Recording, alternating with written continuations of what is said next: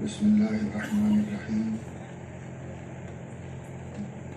الحمد للہ رب العالمین والصلاة والسلام علی اشرف الانبیاء وسادۃ الاتقیاء وسید المرسلین سیدنا وحبیبنا محمد وعلی آلہ واہل بیتہ وصحبہ اجمعین.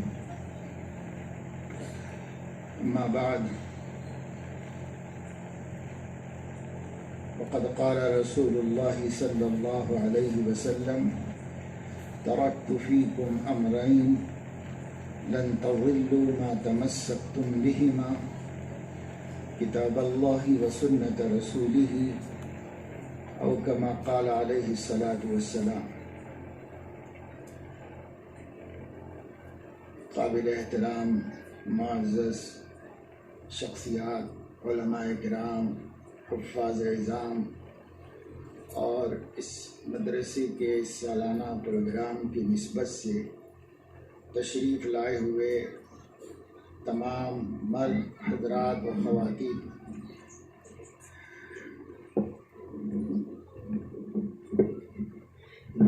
یہ پروگرام جو اس وقت میں منعقد ہوا، اس مدرسے میں محنت کر کے ان کے اوپر مسلسل جد و جہد کے ذریعے سے جو ثمرہ اور نتیجہ سامنے آیا ہے، اس کی تہنیتی تقریب اور اس کے بہانے قرآن کریم اور سنت نبی صلی اللہ علیہ وسلم کی عظمت و اہمیت کا مذاکرہ اس اجلاس کا مقصد ہے.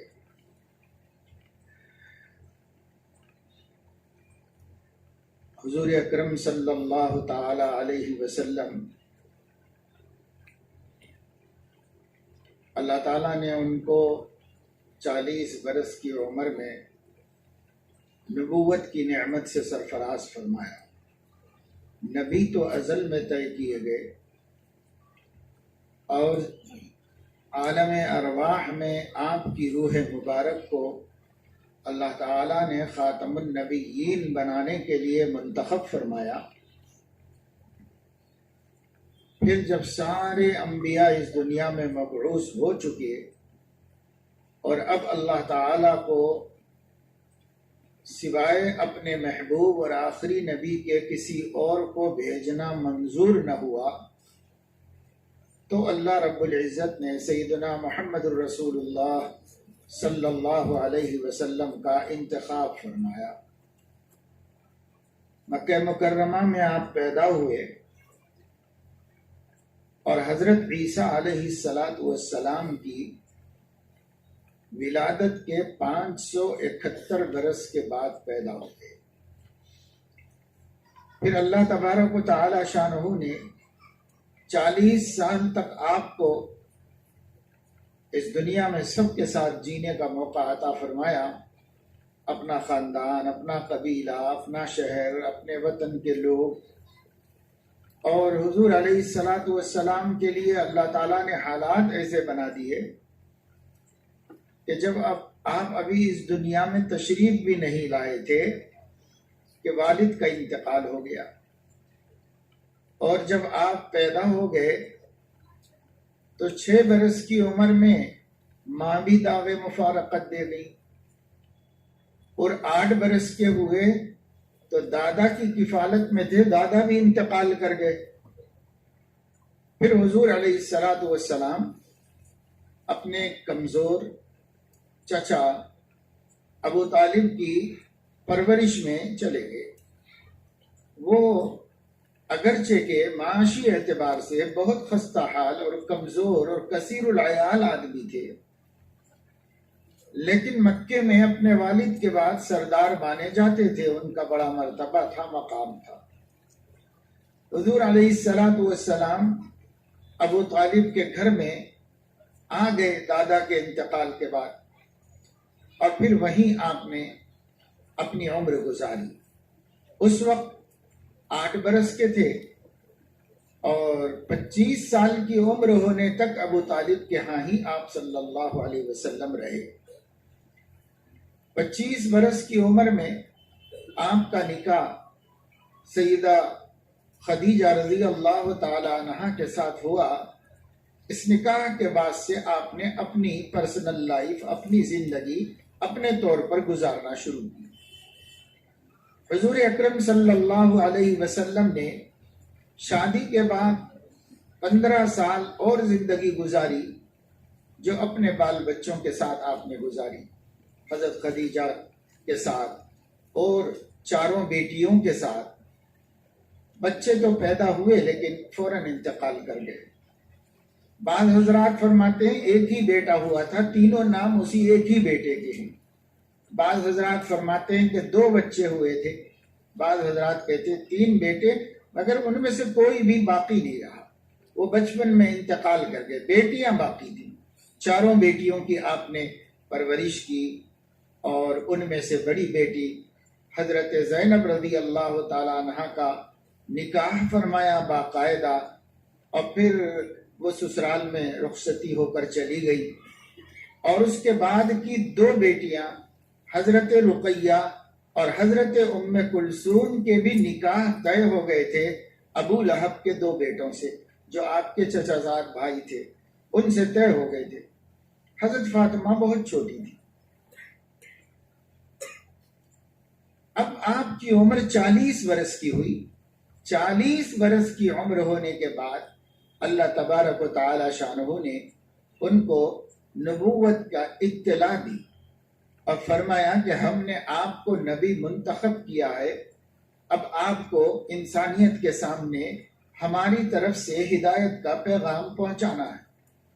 اس وقت آپ غار حرا میں تھے اور 3 سال سے مسلسل اکیلے رہ رہے تھے، اور گھر آنا جانا تھا لیکن زیادہ ٹائم وہی گزارتے تھے۔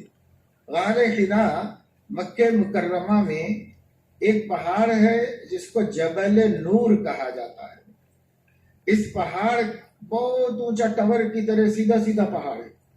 اس پہاڑ کی چوٹی پہ ایک غار تھا، یعنی ایک آدھ آدمی کے بیٹھنے کی ایسی جگہ پتھروں کے ہی ذریعے بن جاتی ہے، اس کو غار کہتے ہیں۔ یہ غار ایسا ہے بہت پرانا، سیدنا ابراہیم علیہ السلام بھی اس غار میں بیٹھ کر کعبۃ اللہ کی طرف متوجہ رہتے تھے۔ حضور علیہ السلام بھی وہیں چلے جاتے تھے اور غار میں بیٹھتے تھے۔ جب اس کے دہانے کی طرف منہ کر کے بیٹھتے ہیں تو سیدھے سے کعبۃ اللہ نظر آتا ہے، تو کعبے کی طرف، قبلے کی طرف رخ کر کے دھیان توجہ اللہ کی طرف دے کر حضور علیہ السلام وہاں جا کر بیٹھتے تھے۔ ایک میں 3 برس نکل گئے تھے۔ ایک انتظار تھا آپ کو کہ لوگوں کو میں اچھی حالت میں نہیں دیکھ رہا ہوں۔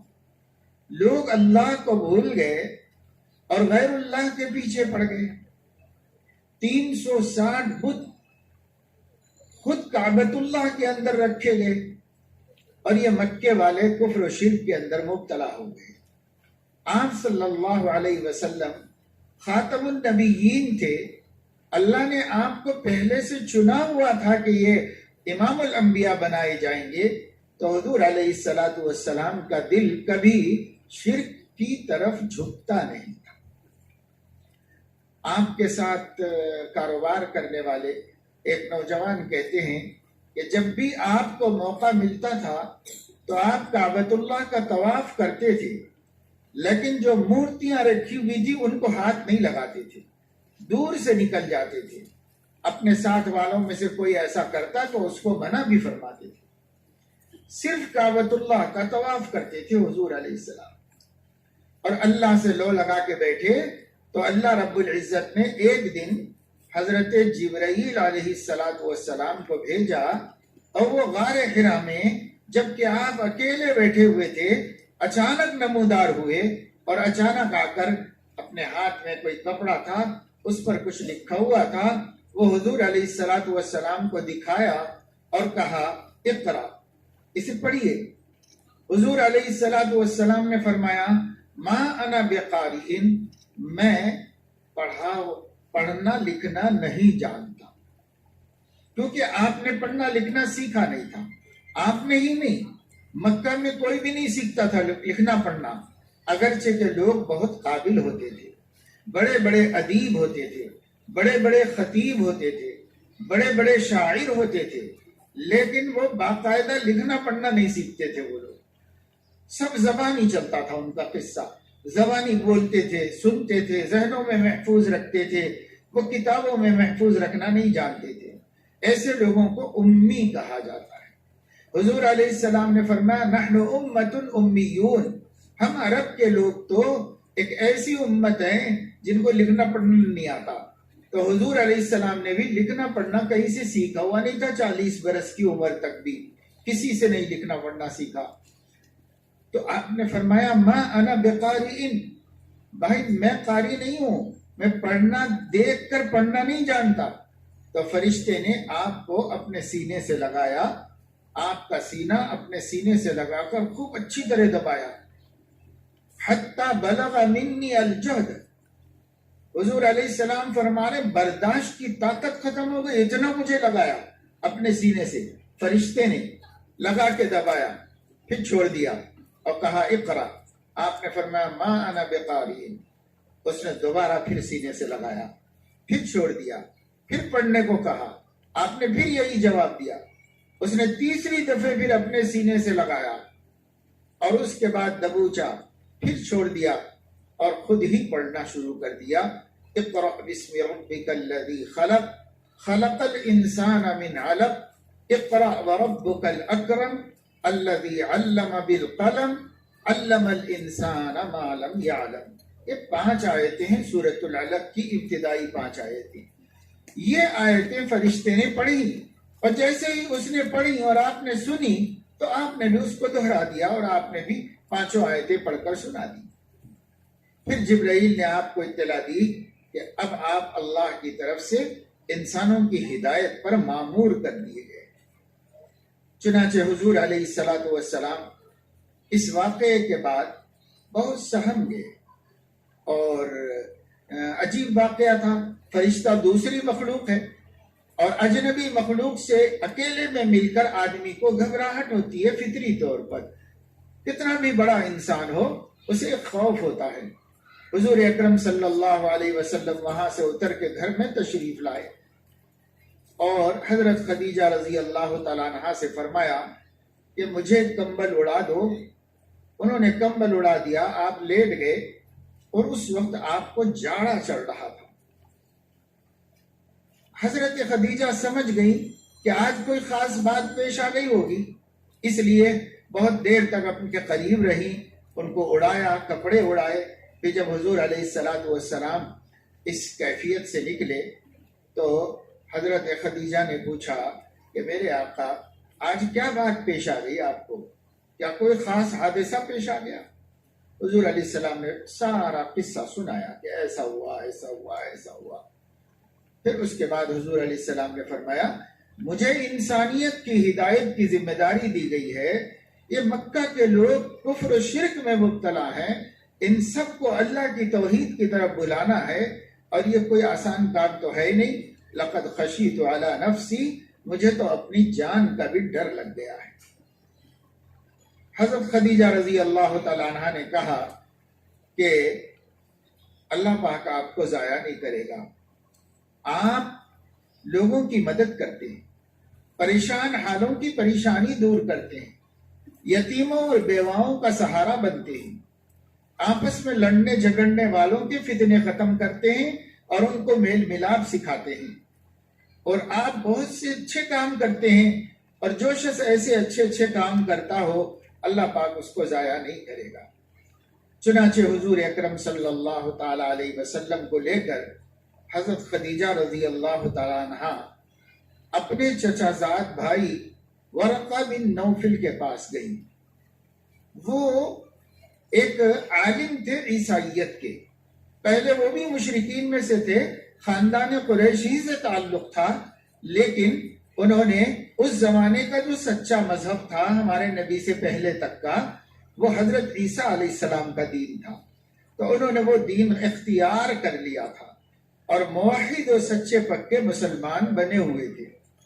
تورات ان کو معلوم تھی، انجیل بھی خوب ان کو یاد تھی اور وہ اس کے عالم بھی تھے. تو ان کے پاس لے کے گئی حضرت خدیجہ رضی اللہ تعالیٰ عنہ، کیونکہ یہ آسمانی علوم جانتے ہیں تو یہ کوئی خاص واقعہ بھی آسمانی علم سے جڑا ہوا معلوم ہوتا ہے، اس لیے ان کے پاس جائیں گے تو کچھ معلومات حاصل ہوگی۔ چنانچہ حضرت خدیجہ لے گئیں اور لے جا کر اپنے چچا زاد بھائی سے کہا، وہ نابینا بھی ہو گئے تھے، اندھے تھے، تو ان سے کہا کہ یہ اپنے بھتیجے سے پوچھیے کہ کیا ہوا۔ تو انہوں نے کہا کہ کیا ہوا آپ کے ساتھ؟ حضور علیہ السلام نے سارا قصہ ان کو بھی سنایا۔ انہوں نے سارا قصہ سن کر یہ فرمایا کہ یہ جو بندہ آیا تھا نا آپ کے پاس غار حرا میں، یہ انسان نہیں تھا، یہ ناموس تھا۔ ناموس خصوصی قاصد کو کہتے ہیں، اس کے مقابلے میں جاسوس ہوتا ہے، تو جاسوس کے مقابلے میں ناموس ہوتا ہے۔ ناموس وہ ہے جو خصوصی قاصد پیغام لے کر کے کسی کے پاس پہنچے۔ انہوں نے کہا ھذا الناموس الذی انزل اللہ علی موسیٰ، یہ وہی فرشتہ ہے جس کو اللہ نے موسیٰ علیہ السلام کے ہاں بھیجا تھا۔ پیغمبروں کے ہاں جو آتا تھا، یہ جو آپ سے ملاقات کیے ہیں نا وہ فرشتہ ہی ہے، اور وہ آپ کے پاس وہی لے کر آتا ہے۔ جب ناموس آیا ہے، جبرائیل آئے ہیں تو وہی آئی ہے، اور جب وہی آئی ہے تو اس کا مطلب یہ ہے کہ آپ نبی بنا دیے گئے ہیں۔ چونکہ وہ بہت بوڑھے تھے اور نابینا ہو گئے تھے، تو انہوں نے بڑے افسوس کے ساتھ کہا کاش میں اس وقت زندہ ہوتا جب آپ کی قوم آپ کی مخالف اور دشمن بنی، میں آپ کا ساتھ دیتا، آپ کا ساتھ دے سکتا۔ کاش میں اس دن زندہ ہوتا جب آپ کی قوم آپ کو مکے سے نکال دے گی، تب میں آپ کا ساتھ دیتا اور آپ کے ساتھ رہتا، لیکن بہت بوڑھا ہوں اور نابینا ہوں، اب امید نہیں ہے کہ اس وقت تک میں زندہ رہ سکوں۔ مگر انہوں نے آسمانی علوم کی روشنی میں جو سچائی تھی وہ ظاہر کی اور بیان کیا، اور تمنا کی کہ کاش آپ کو جب علی العموم دعوت کا حکم ملے گا اور آپ دعوت دیں گے اور مکہ آپ کا دشمن ہو جائے گا، تب میں اچھا رہتا، صحت مند رہتا، تاکہ میں آپ کی مدد کر سکتا۔ گویا ایمان بھی لے آئے حضور علیہ السلام کی نبوت پر، اور ان کے وفادار فرما بردار ہونے کی خوشی کا اظہار بھی کیا۔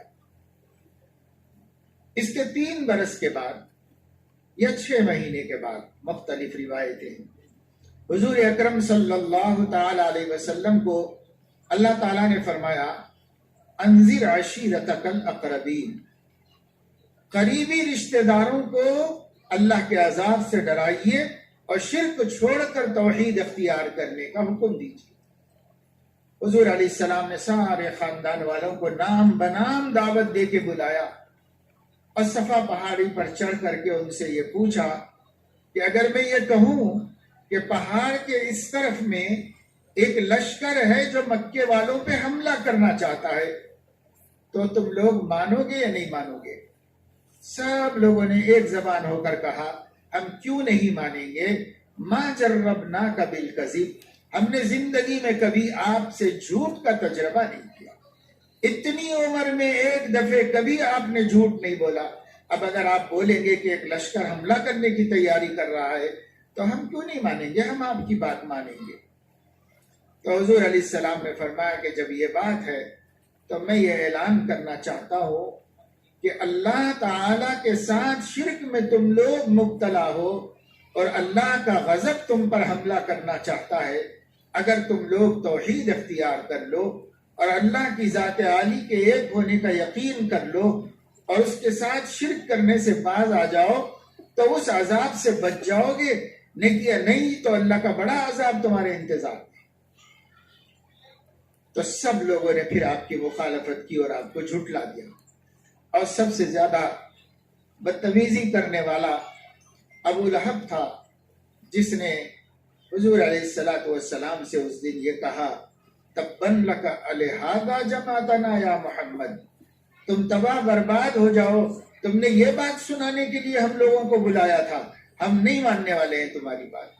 نہیں مانی اس کے بعد۔ پھر اس کے بعد حضور علیہ السلام نے ایک دفعہ اور سب لوگوں کو اپنے گھر میں دعوت دی، اپنے بڑے رشتہ داروں کو، سرداروں کو، سب کو گھر میں دعوت دی، کھانے پر بلایا، دسترخوان بچھایا، کھانا لگایا، کھانا کھلایا، اور جب وہ کھانا کھا چکے تو آپ صلی اللہ علیہ وسلم نے پھر دعوت دی اور فرمایا لوگوں میں اللہ کا رسول ہوں، اللہ نے مجھے توحید کی دعوت دینے کے لیے مبعوث فرمایا ہے، آپ لوگ میرے رشتہ دار ہو، خاندان کے بڑے بزرگ ہو، آپ لوگوں کو سب سے پہلے دعوت دینا چاہتا ہوں کہ آپ لوگ اسلام قبول کر لیجیے۔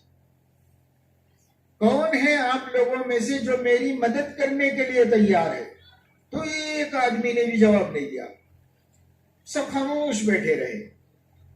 اس وقت سیدنا علی کرم اللہ وجہہ کی عمر صرف 10 برس کی تھی، چھوٹے سے بچے تھے، اپنے بھائی کے ساتھ یعنی سیدنا محمد الرسول اللہ صلی اللہ علیہ وسلم کے ساتھ ہی زیادہ رہا کرتی تھی، بلکہ انہوں نے اپنے ابا سے پوچھا تھا کہ ابا یہ میں اپنے بھائی کے دین پہ ایمان لانا چاہتا ہوں، تو ابو طالب خود تو مسلمان نہیں ہوئے تھے لیکن حضرت علی کو اجازت دے دی تھی، بیٹے کو اجازت دے دی تھی، ہاں وہ سچے دین پر ہیں تم ان کا دین مان لو۔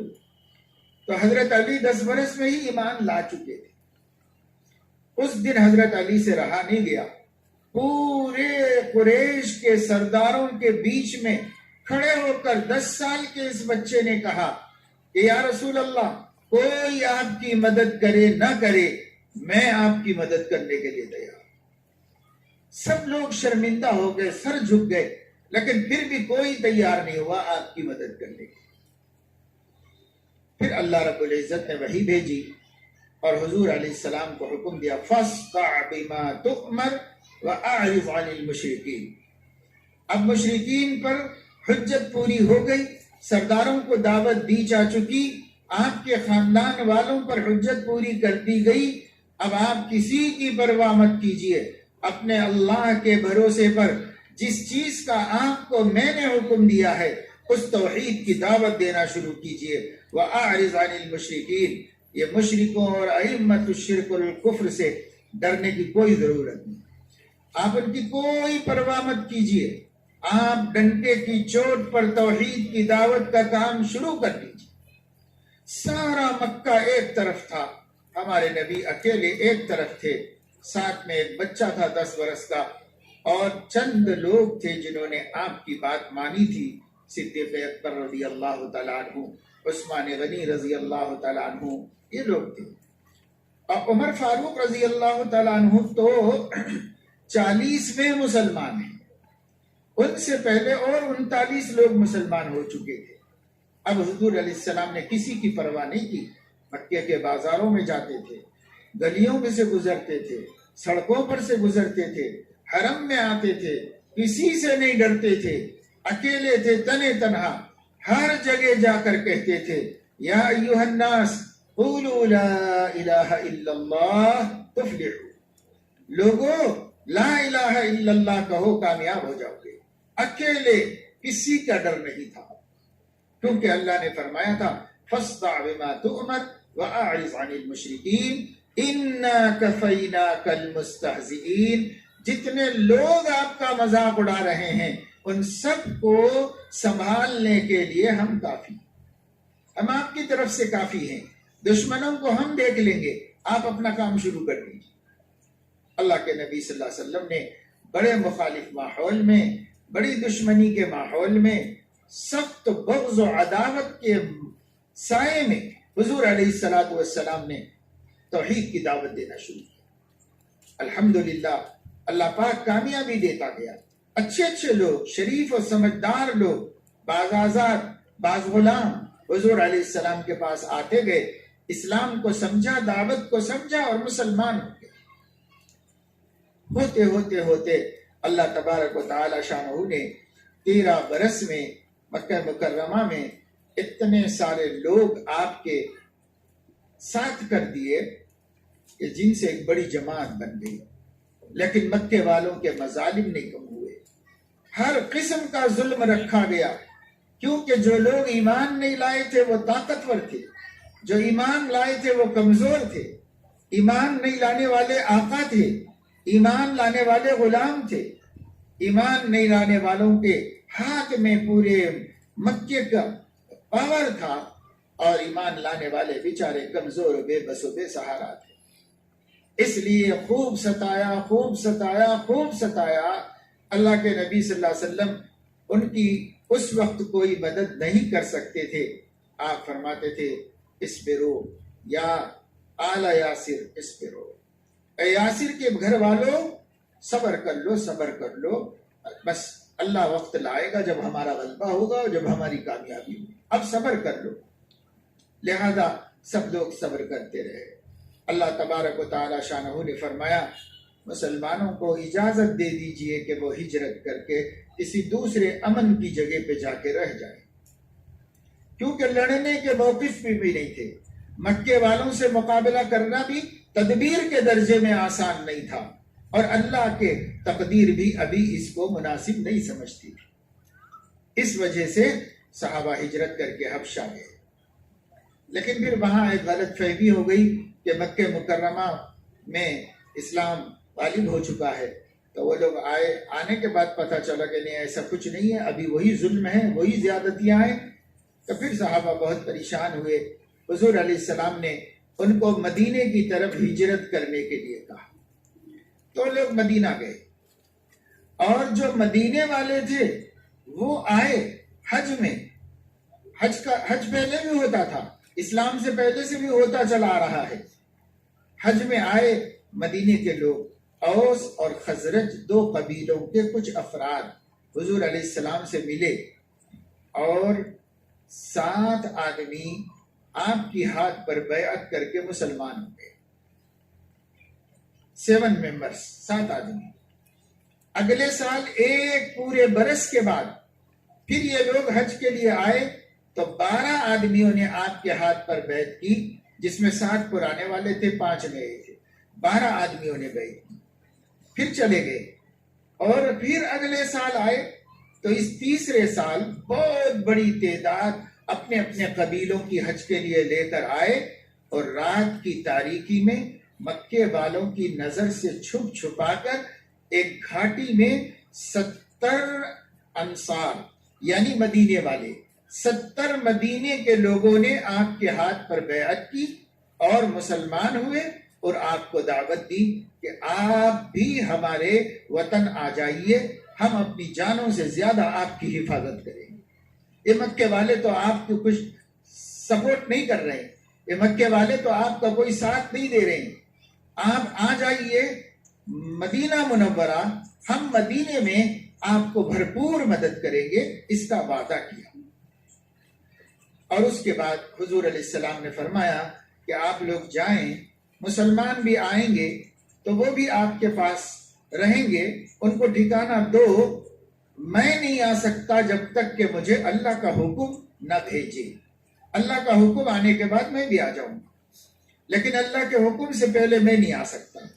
تو سب لوگ چلے گئے، صرف مدینے میں 3 مسلمان تھے، حضرت ابوبکر، حضرت علی اور حضور اکرم صلی اللہ علیہ وسلم۔ ایک دن حضور علیہ السلام نے بھی، اللہ کا حکم آیا، ہجرت فرمائی، اور حضرت علی کو اپنے گھر میں چھوڑ کر حضرت ابوبکر کو لے کر مدینہ منورہ کی طرف نکل گئے۔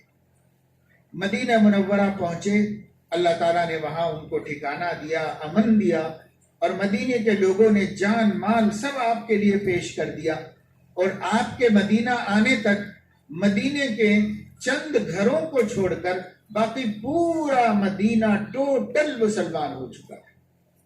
100% مسلمانوں کی بستی میں آپ تشریف لائے، اور حضور علیہ السلام نے یہاں سے پھر 10 برس تک اسلام کی دعوت امن و امان کے ساتھ پوری دنیا میں پھیلا دی۔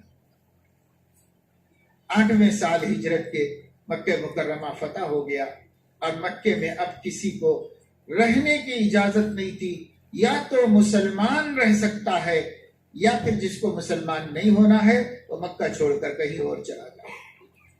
فتح مکہ کے بعد جیسے مدینہ ٹوٹل مسلمانوں کا شہر تھا، مکہ بھی ٹوٹل مسلمانوں کا شہر ہو گیا۔ اب یہ پورے حجاز کو حضور علیہ السلام نے اسلامک کنٹری بنا دیا اور مسلم سلطنت بنا دیا۔ یہ کل ملا کے 23 برس رسول اللہ صلی اللہ علیہ وسلم نے دین کی دعوت کے سلسلے میں استعمال فرمائی۔ 63 سال کی عمر ہوئی تو وفات ہو گئی۔ 40 سال کی عمر میں نبی بنے اور 63 سال کی عمر میں دنیا سے پردہ فرمایا. کل ملا کے 23 سال، 23 ایئرس. کتنی مدت ہوتی ہے، دیکھتے دیکھتے آنکھوں میں نکل جاتی ہے. لیکن اس 23 سال میں اللہ کے نبی صلی اللہ علیہ وسلم نے اللہ کے دین اللہ کی طرف سے مکمل کر دیا. آخری سال اللہ نے فرمایا الیوم اکملت لکم دینکم واتممت علیکم نعمتی ورضیت لکم الاسلام دینا. اے لوگو، اے مسلمانوں، آج میں نے عرفے کے دن 9 ذی الحج کو، جو حضور علیہ السلام کی زندگی کا آخری سال تھا، جس میں آپ نے حج فرمایا تھا، اس میں اللہ نے آیت نازل فرمائی، اے مسلمانوں، آج میں نے تمہارا دین تمہارے لیے مکمل کر دیا. الیوم اکملت لکم دینکم واتممت علیکم نعمتی، اور ہدایت کی جو نعمت ہے وہ پوری کر دی میں نے تمہارے اوپر.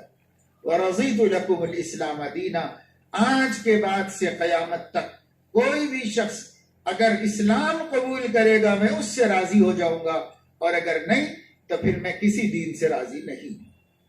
یہ میرے آخری اور لاڈلے اور محبوب نبی کے ذریعے جو دین میں نے بھیج دیا ہے، اب میں کسی اور دین سے راضی نہیں ہوں، اسی دین سے راضی ہوں. رضیت لکم الاسلام دینا، تمہارے لیے میں نے اسلام کو دین بنانا پسند کر دیا ہے. اس کے بعد دین مکمل ہو گیا. اس کے بعد فرشتہ آیا، 1-2 وحییں اور آئی، اور سب سے آخری وحی آئی حضور علیہ السلام پر، واتقوا یوما ترجعون فیہ الی اللہ ثم توفی کل نفس ما کسبت وہم لا یظلمون. آخری قسط قرآن کریم کی لے کر آئے حضرت جبرائیل. پہلی قسط قرآن کریم کی وہ 5 آیتیں جو سورہ علق کی میں نے پڑھی، اور آخری یہ آیت، لوگوں اس دن سے ڈرو جس میں تم سب اللہ کی طرف لوٹائے جاؤ گے، پھر تم میں سے ہر ایک کو اس کے کیے کا بدلہ دیا جائے گا اور کسی پہ ظلم نہیں ہوگا. یہ آخری پیغام ہے اللہ کا اپنے بندوں کے نام. جس کے بعد پھر جبرائیل علیہ السلام وحی لے کر آپ کی خدمت میں حاضر نہیں ہوئے، اور حضور علیہ السلام نے اس کے کچھ ہی دن کے بعد دنیا سے پردہ فرما لیا. آپ کی آنکھیں بند ہوئیں، آپ اللہ کے حضور میں تشریف لے گئے. یہ 23 سالہ زندگی میں 2 چیزیں حضور علیہ السلام نے امت کو اللہ کی طرف سے پہنچائی. ایک کا نام ہے کتاب اللہ یعنی قرآن کریم، اور ایک کا نام ہے سنت رسول اللہ یعنی اللہ کے رسول کا طریقہ حیات، زندگی گزارنے کا طریقہ. یہی 2 چیزیں ہیں جو حضور علیہ السلام امت کو اللہ کی طرف سے پہنچائے ہیں. 23 برس میں پہنچایا ہے. قرآن کریم کی 6666 آیتیں کہا جاتا ہے یہ پوری کی پوری یہ 23 سال میں نازل ہوئی. اور حضور علیہ السلام نے جتنی باتیں الگ سے بیان فرمائی اور جو کام خود کر کے دکھائے، آپ کے اقوال اور آپ کے اعمال، جن کو ہم احادیث کہتے ہیں، یہ تو آپ کی زندگی کی تاریخ ہے. لیکن احادیث کا ایک حصہ وہ ہے جو ہمارے لیے عمل کرنے کے واسطے مخصوص کر دیا گیا ہے. اس کو کہتے ہیں سنت رسول اللہ، اللہ کے رسول کی سنت. تو اب حضور علیہ السلام نے حجۃ الوداع میں جبل رحمت کے دامن میں اونٹنی پر سوار ہو کر ایک بڑا عظیم خطبہ دیا. اس میں ایک بات یہ بھی فرمائی، ترکت فیکم امرین، 2 چیزیں تم لوگوں کے لیے چھوڑ کے جا رہا ہوں. یہ اشارہ تھا صحابہ کو کہ میں جا رہا ہوں، اس لیے کہ آدمی کوئی چیز چھوڑتا ہے تو اپنے پیچھے چھوڑتا ہے اور وہ آگے نکل جاتا ہے. اس لیے فرمایا ترکت فیکم امرین، میں 2 چیزیں تمہارے بیچ میں چھوڑ کے جا رہا ہوں. کیونکہ صحابہ کو جب یہ پتا چلتا کہ حضور علیہ السلام اب دنیا سے تشریف لے جانے والے ہیں تو صحابہ کرام کو فکر ہو جاتی پھر ہماری ہدایت کا کون حفاظت کرے گا. اب تو ہم آپ کی صحبت میں، آپ کی نظر فیض اثر سے آپ کے پاک انفاس کی برکت سے، آپ کے وجود مبارک کے صدقے میں اپنے اپنے گھروں میں رہ کر، بازاروں میں رہ کر، دوسرے شہروں میں رہ کر، کہیں بھی رہ کر اپنے ایمان کی حفاظت کر رہے ہیں. لیکن جب آپ چلے جائیں گے یا رسول اللہ، تو پھر ہم اپنے دین کی حفاظت کیسے کریں گے؟ ہم کیسے ہدایت پر قائم رہ سکیں گے؟ کون ہماری نگرانی کرے گا اور کون ہمیں گمراہی سے بچائے گا؟ یہ سوال فطری طور پر ہر صحابی کے دل میں پیدا ہو سکتا تھا. اس لیے حضور نے فرما دیا پریشان مت ہو، فکر مت کرو، میں نہیں رہوں گا تو بھی ہدایت رہے گی اور ہدایت کا سامان رہے گا، اور اس سامان سے تم اپنی ہدایت کی حفاظت کر سکو گے اور اپنے آپ کو ضلالت و گمراہی سے بچا سکو گے. وہ کیا ہے؟ کتاب اللہ، سنت رسول اللہ. بس یہ دو چیزیں حضور علیہ السلام نے چھوڑی. کیا؟ اللہ کی کتاب قرآن مجید، سنت رسول اللہ، زندگی گزارنے کا نبوی طریقہ. اللہ کے نبی صلی اللہ علیہ وسلم کیسے کھاتے تھے، کیسے پیتے تھے، کیسے پہنتے تھے، کیسی وضاقتہ بنا رکھی تھی. حضور علیہ السلام کا کمانا کیسا تھا، خرچ کرنا کیسا تھا، حضور علیہ السلام کی شخصی زندگی کیسی تھی، بیوی بچوں کے ساتھ زندگی کیسے گزارتے تھے، صحابہ کے ساتھ کیسے رہتے تھے، کافروں کے ساتھ کیسے رہتے تھے. حضور علیہ السلام کی زندگی میں عبادتیں کیسی تھیں، معاشرت کیسی تھی، معاملات کیسے تھے، لین دین کیسا تھا، کاروبار کیسا تھا. آپ کی تعلیمات ہر چیز سے متعلق ہیں. آپ نے اپنی ساری تعلیمات جو دی ہیں قول سے اور فعل سے، یعنی زبان سے بھی دی ہیں اور اپنے عمل سے بھی دی ہیں. تو اللہ کے نبی صلی اللہ علیہ وسلم نے فرمایا میں یہ دو چیزیں چھوڑ کے جا رہا ہوں آپ لوگوں میں. لن تضلوا ما تمسکتم بہما، جب تک تم ان دو چیزوں سے چمٹے رہو گے تم بھٹک نہیں سکتے. دنیا کی کوئی طاقت تمہیں گمراہ نہیں کر سکتی اگر تم کتاب اللہ اور سنت رسول اللہ سے چمٹے رہو.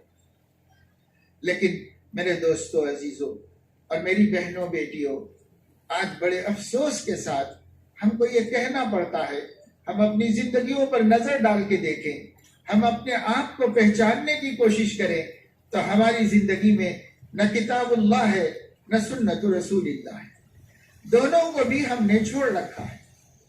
اللہ کی کتاب کا حال تو یہ ہے کہ یہ مدرسے ہیں جن کی برکت سے باقی ہے، نہیں تو شاید دنیا بھول ہی چکی ہوتی. اس واسطے کہ جن لوگوں کا مدرسے سے تعلق ہے وہ تو قرآن مجید کو صحیح پڑھنا جانتے ہیں، اور جو لوگ مکتبوں میں بچپن میں پڑھ لیے ہیں ان کو کچھ صحیح پڑھنا قرآن آ گیا ہے، اور جن کو ان دونوں چیزوں کی توفیق نہیں ہوئی، آج عمر 50 60 70 80 برس گزر گئی، قبر میں پیر لٹکا چکے، موت سر پہ منڈلا رہی ہے، لیکن ابھی تک کتاب اللہ کو پڑھنا نہیں آتا.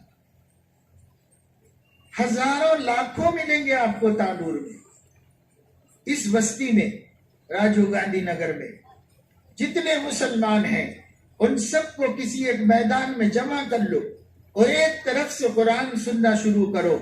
99% مسلمانوں کو اللہ کی کتاب پڑھنا نہیں آتا ہے، آج بھی نہیں آتا ہے. کہتے ہیں یہ روشن زمانہ ہے، ڈارک پیریڈ گزر گیا، کمزور زمانہ، اندھیرا زمانہ، جہالت کا زمانہ گزر گیا. اب روشن خیالی کا دور ہے، اب تعلیم کا دور ہے، اب پڑھے لکھے لوگوں کا زمانہ ہے، اب قابل اور ایجوکیٹڈ اور کوالیفائڈ لوگوں کا دور ہے. اب یہ لائٹ پیریڈ ہے، یہ ڈارک پیریڈ نہیں ہے. اس لائٹ پیریڈ کے 1000 آدمی کو کھڑا کر کے قرآن سننا شروع کرو. مسلمانوں کو اکثریت کو قرآن پڑھنا نہیں آتا، یا تو آتا نہیں ہے یا آتا ہے تو غلط سلط آتا ہے. 100 میں ایک بندہ مشکل سے ملے گا جس کو قرآن صحیح پڑھنا آتا ہے، ایسا جیسے اللہ کے نبی نے پڑھا ہے، سنت کے مطابق قرآن پڑھنا. عورتوں میں تو اس سے بھی بری حالت ہے. اور پہلے تو میں آج کل بتا رہا ہوں مسلمانوں سے کہ جب میں نے امامت شروع کی تھی جوانی کا دور تھا بالکل. تو میں مسجد میں دیکھتا تھا ہر نماز سے پہلے جو آ جاتے تھے، اکثر لوگ آتے تھے، خاص طور سے ریٹائرڈ لوگ تو جلدی آ جاتے تھے نماز کو، اذان کے ساتھ ہی بلکہ اذان سے پہلے، اور آ کر سنتیں پڑھنے کے بعد پارا لے کر قرآن شریف لے کر تلاوت شروع کر دیتے تھے. تا وقتے کی اقامت ہوتی تب تک تلاوت کرتے رہتے تھے. جمعے کی نماز پڑھانے کے لیے آتا، آدھی سے زیادہ مسجد تقریباً بھری ہوئی ہوتی تھی اور سب کے ہاتھوں میں سورہ کہف کا چھوٹا سا رسالہ چھپا ہوا، الگ سے چھپا ہوا سورہ کہف جمعے کے دن اوپر نکال کے رکھ دیا جاتا تھا. ہر آنے والا سورہ کہف پڑھتا تھا. اس میں جوان بھی نظر آتے تھے، بوڑھے بھی نظر آتے تھے. آج اگر مسجد میں آنے کے بعد پورے لوگ آ جانے کے بعد 100% پورے مصلی آ گئے، اب جماعت کھڑنے والی ہے، تب امام صاحب اعلان کریں اور یہ کہیں کہ بھائی آج کس کس نے سورہ کہف پڑھی ہے، ہاتھ اٹھاؤ، تو شاید ایک بھی اٹھانے والا نہیں ملے گا، الا ماشاءاللہ کوئی بیچارہ خدا کا بندہ پڑھا ہوگا، لیکن کوئی پڑھنے والا نہیں ملے گا. اب مسجدوں میں یاسین شریف بھی نہیں دکھ رہے ہیں، اب مسجدوں میں سورہ کہف بھی نہیں، پارے بھی آہستہ آہستہ ختم ہو گئے ہیں، پاروں کے ڈبے بھی نظر نہیں آ رہے. پہلے ہم مسجد میں رہتے تھے، اکثر اوقات مسجد میں گزارتا تھا میں، لوگ آتے تھے بچے یا بچیاں پلو لوڑ کر کے، پیش امام صاحب پاروں کا ڈبہ ہونا، ہمارے گھر میں ختم قرآن ہے، تو میں خود لا کے دیتا تھا اندر سے، وہ لے جا کر گھر میں ختم قرآن کرتے تھے، 1 ڈبہ 2 ڈبے 3 ڈبے. اب تو کوئی مسجد میں پارے پوچھنے بھی نہیں آ رہا ہے. قرآن مجید کا یہ حال ہو گیا ہے. کون پڑھنے والا ہے قرآن مجید؟ بہت سے بہت. اگر آپ کو ایصال ثواب کرنا ہے، زیارت ہے، ختم قرآن کے نام سے کچھ ہے، تو ایسی صورت میں وہ جو کرائے کے ٹٹو ہیں ان لوگوں کو پیسے دے کے آپ پڑھ کے بخش دو، بھائی ہمیں توفیق نہیں ہے ہم اپنے بابا کے بعد قرآن پڑھیں، ہم اپنے بابا کے لیے قرآن پڑھیں، اماں کے لیے قرآن پڑھیں، ہمیں توفیق نہیں، ہم کو تو پڑھنا بھی نہیں آتا. کتنے لوگ ہیں جن کو جنازے کی نماز بھی پڑھنا نہیں آتا؟ کتنے لوگ ہیں؟ یہ مدرسوں کی برکت سے چھوٹے چھوٹے بچوں کو مدرسے کے اندر دعائے قنوت بھی یاد کرا دی، پوری نماز بھی یاد ہو گئی، 40 دعائیں بھی یاد ہو گئیں، 40 حدیثیں بھی یاد ہو گئیں، حضور علیہ السلام کی سنتوں کا بھی پتہ چل گیا، سنت کے مطابق کھانے کی پریکٹس ہو گئی، سنت کے مطابق پینا آ گیا، سنت کے مطابق طہارت کرنا آ گیا. یہ سب تو چھوٹے چھوٹے بچوں کو مدرسوں مکتبوں میں سکھا دیا جاتا ہے. لیکن بڑے بڑے لوگ جنہوں نے بچپن میں بھی نہیں سیکھا اور اب بھی نہیں سیکھ رہے، ان کی عمریں گزر رہی، وہ شرما حضوری سے اب کیا سیکھیں بھائی، اب تو عمر گزر گئی، اب کیا سیکھیں، یہ سوچ رہے ہیں. لیکن یہ نہیں سوچ رہے ہیں سیکھنے کی کوئی عمر نہیں ہوتی. صاحب آپ کی عمر گزر گئی ہے، آپ 70 برس کے ہو گئے ہیں، اب موبائل نکلا ہے تو آپ نے تو سیکھ لیا کہ موبائل کیسے یوز کیا جاتا ہے. اب فلانی مشینری نکلی وہ سیکھ لیا، یہ صرف قرآن ہی نہیں سیکھنا ہوگا. حالانکہ بڑے بزرگ لوگ بھی بہت آسانی سے قرآن مجید سیکھ سکتے ہیں، سیکھنا چاہیں تو سیکھ سکتے ہیں. ایک حدیث ہے، حضرت عمر رضی اللہ تعالیٰ عنہ کا دور تھا. حضرت عمر رضی اللہ تعالیٰ عنہ بڑے کر و فر کے بادشاہ، آدھی دنیا پہ حکومت کرتے تھے، رہتے مدینے میں تھے، لیکن 1000 میل کے فاصلے پر بھی لوگ حضرت عمر سے ڈرتے تھے. یہ مقام تھا حضرت عمر کا. آدھی دنیا پر اکیلے حکمرانی کیے ہیں حضرت عمر رضی اللہ تعالیٰ عنہ. فتوحات، شام فتح ہوا، اردن فتح ہوا، یعنی جارڈن فتح ہوا، سیریا فتح ہوا، عراق فتح ہوا، مصر فتح ہوا، شام فتح ہوا اور حبشہ فتح ہوا. سارے ممالک فتح کر کر کے سب اسلام اسلام اسلام اسلام، چوں طرف اسلام. حضرت عمر کے زمانے میں اللہ نے بڑی لمبی مدت بھی دی، 10 برس تک حکمرانی کرتے رہے. تو حضرت عمر رضی اللہ تعالیٰ عنہ کا دور تھا، آپ مسجد میں بیٹھتے تھے، آپ کا کوئی محل نہیں تھا، کوئی راج بھون نہیں تھا، کوئی سیکریٹریٹ نہیں تھا، آپ مسجد میں بیٹھ کے حکمرانی کرتے تھے. تو ایک دفعہ بیٹھے ہوئے تھے، کچھ لوگ اور بھی سامنے بیٹھے ہوئے تھے، اتنے میں ایک بہت ضعیف بوڑھے آدمی آئے مسجد میں. انہوں نے اپنی سواری باہر باندھ دی, اپنے اونٹ کو باہر باندھ دیا اور پھر وہ مسجد میں داخل ہوئے. اور مسجد میں آنے کے بعد کچھ لوگ بیٹھے ہوئے تھے تو انہی لوگوں سے پوچھا کہ آپ لوگوں میں امیر المومنین کون ہے؟ آپ جانتے ہیں امیر المومنین عمر بن الخطاب کون ہے؟ تو ان لوگوں نے اشارہ کیا کہ وہ جو بیچ میں بیٹھے ہوئے ہیں نا وہی امیر المومنین ہے. بالکل سیدھے سادے عام مسلمانوں میں بیٹھتے تھے, کوئی خصوصیت نہیں ہوتی تھی. پوچھنا پڑتا تھا کیونکہ حضور علیہ السلام بھی ایسے ہی رہتے تھے مسلمانوں میں, صحابہ بھی انہی کی اتباع کرتے تھے. جب اس نے پوچھا کون ہے امیر المومنین, مجھے ملنا ہے عمر سے, تو یہ بیٹھے ہوئے ہیں نا بیچ میں وہی امیر المومنین ہے, وہی حضرت عمر ہے. تو اس کو تعجب ہوا کہ صاحب پوری دنیا پہ جس کا سکہ چل رہا ہے اتنا سیدھا سادہ آدمی ہے. قریب میں گئے, اپنے کندھے پہ سے چادر نکالی اور نیچے ڈالی, وہاں بیٹھ گئے اور انہوں نے کہا آپ ہی امیر المومنین عمر ہیں؟ حضرت عمر نے فرمایا ہاں میں ہی امیر المومنین ہوں, میرا ہی نام عمر ہے. تو انہوں نے پوچھا کہ مجھے پتا چلا ہے کہ آپ نے حضور علیہ الصلوۃ والسلام سے ڈائریکٹلی اتحیات سنی ہے اور آپ کو حضور نے باقاعدہ بٹھا کے اتحیات سکھائی تھی, تو میں اپنی اتحیات آپ کو سناتا ہوں جو میرے تک پہنچی ہے صحابہ سے, اور یہ پوچھنا چاہتا ہوں کہ ایسی اتحیات ہی حضور پڑھتے تھے, آپ کو انہوں نے ایسی ہی سکھائی تھی؟ اب فوراً سنانا شروع کر دیا. التحیات للہ والصلوات والطیبات, السلام علیک ایہا النبی ورحمۃ اللہ وبرکاتہ, السلام علینا وعلی عباد اللہ الصالحین. یہ اتحیات ہے, یہ اتحیات سنائی. حضرت عمر نے کہا تم کو ٹھیک پہنچی ہے, تم نے صحیح یاد کیا, بالکل اسی طرح مجھے میرے آقا صلی اللہ علیہ وسلم نے اتحیات سنائی تھی. بس اتنی بات ہوئی. یہ بات ہونے کے بعد انہوں نے اپنی چادر اٹھائی اور کندھے پہ ڈالی اور کہا کہ امیر المومنین اجازت دیجئے میں واپس جاتا ہوں. تو حضرت عمر نے فرمایا ارے بھائی یہ تو بتاؤ کہاں سے آئے ہو, کیوں آئے ہو, کیا مقصد تھا آنے کا؟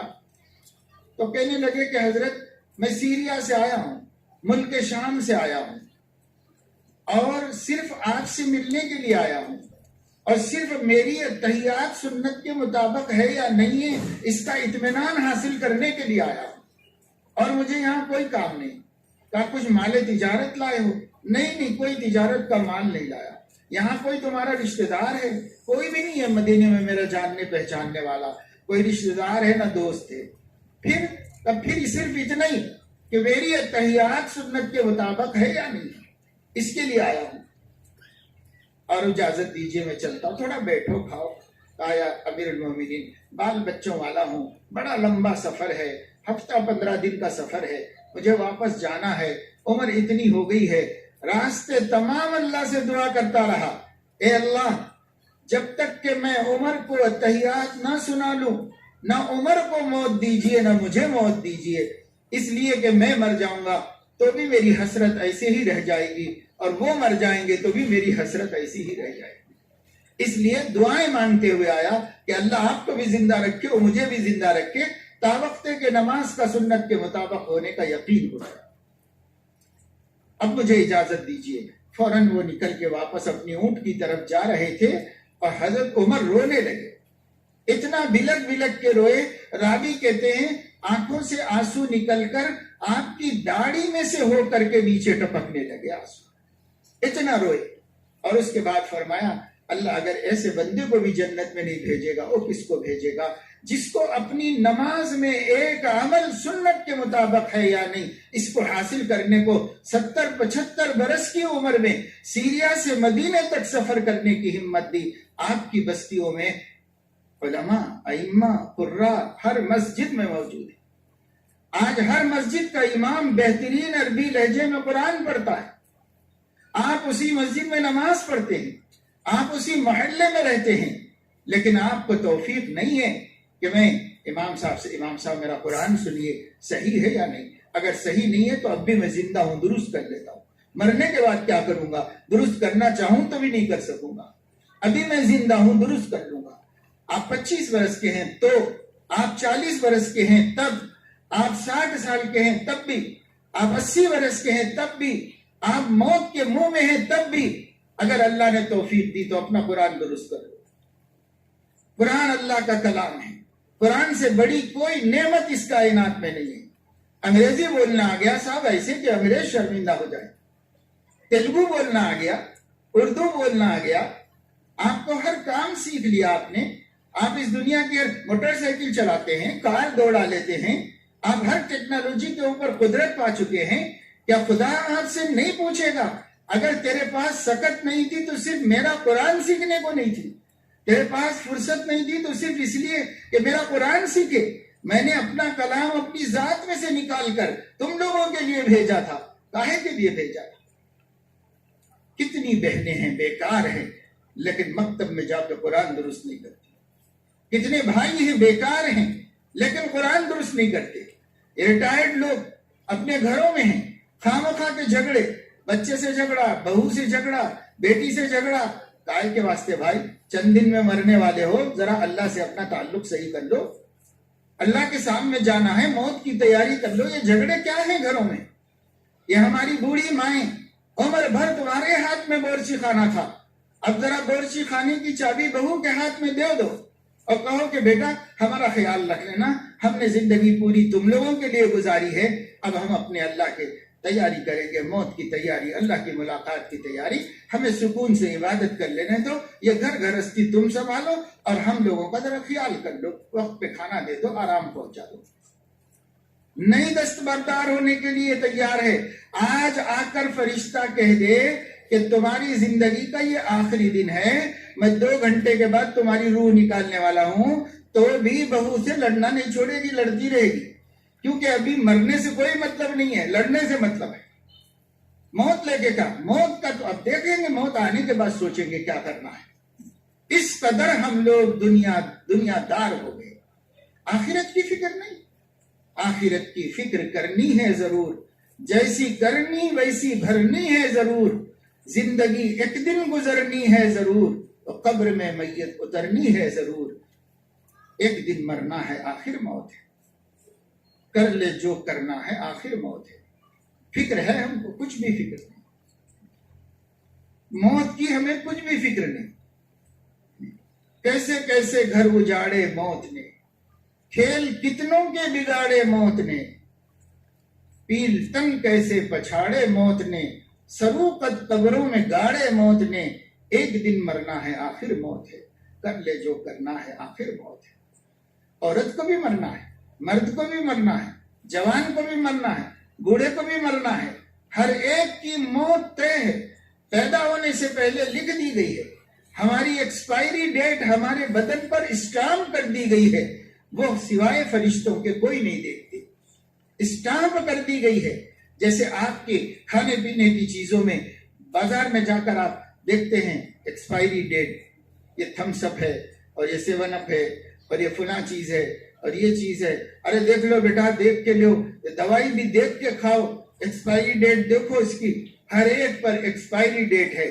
آپ کے میرے بدن پر بھی ایکسپائری ڈیٹ ہے کہ یہ کب تک زندہ رہے گا، کس گھڑی کس وقت اس کو موت آ جائے، طے شدہ ہے، کوئی ٹال نہیں سکتا۔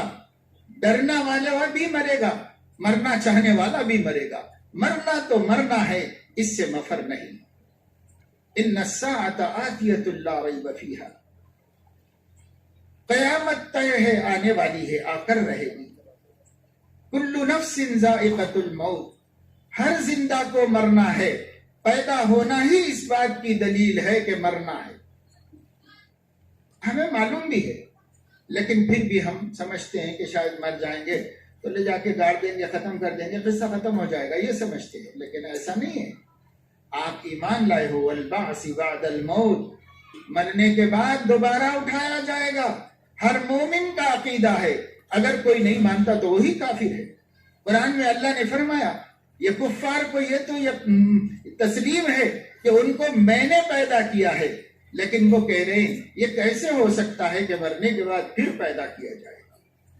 کفار یہی بات تو نہیں مانتے تھے، کیا ہم لوگ بھی اس بات کو اب نہیں مانیں گے کہ مرنے کے بعد ہم کو اٹھایا جائے گا اور اگر نہیں مانیں گے تو ہم بھی تو کافر ہوں گے، نعوذ باللہ، مسلمانوں میں سے کہاں ہوں گے؟ مسلمان وہی ہے جو موت کے بعد دوبارہ زندگی پر ایمان رکھتا ہے۔ کیف تکفرون باللہ وکنتم امواتا فاحیاکم ثم یمیتکم ثم یحییکم ثم الیہ ترجعون۔